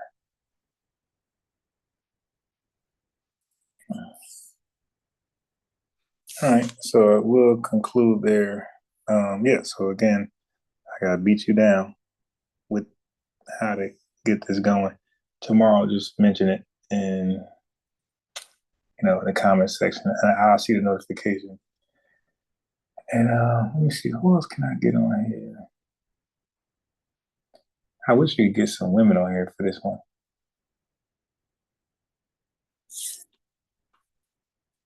All right, we got peace.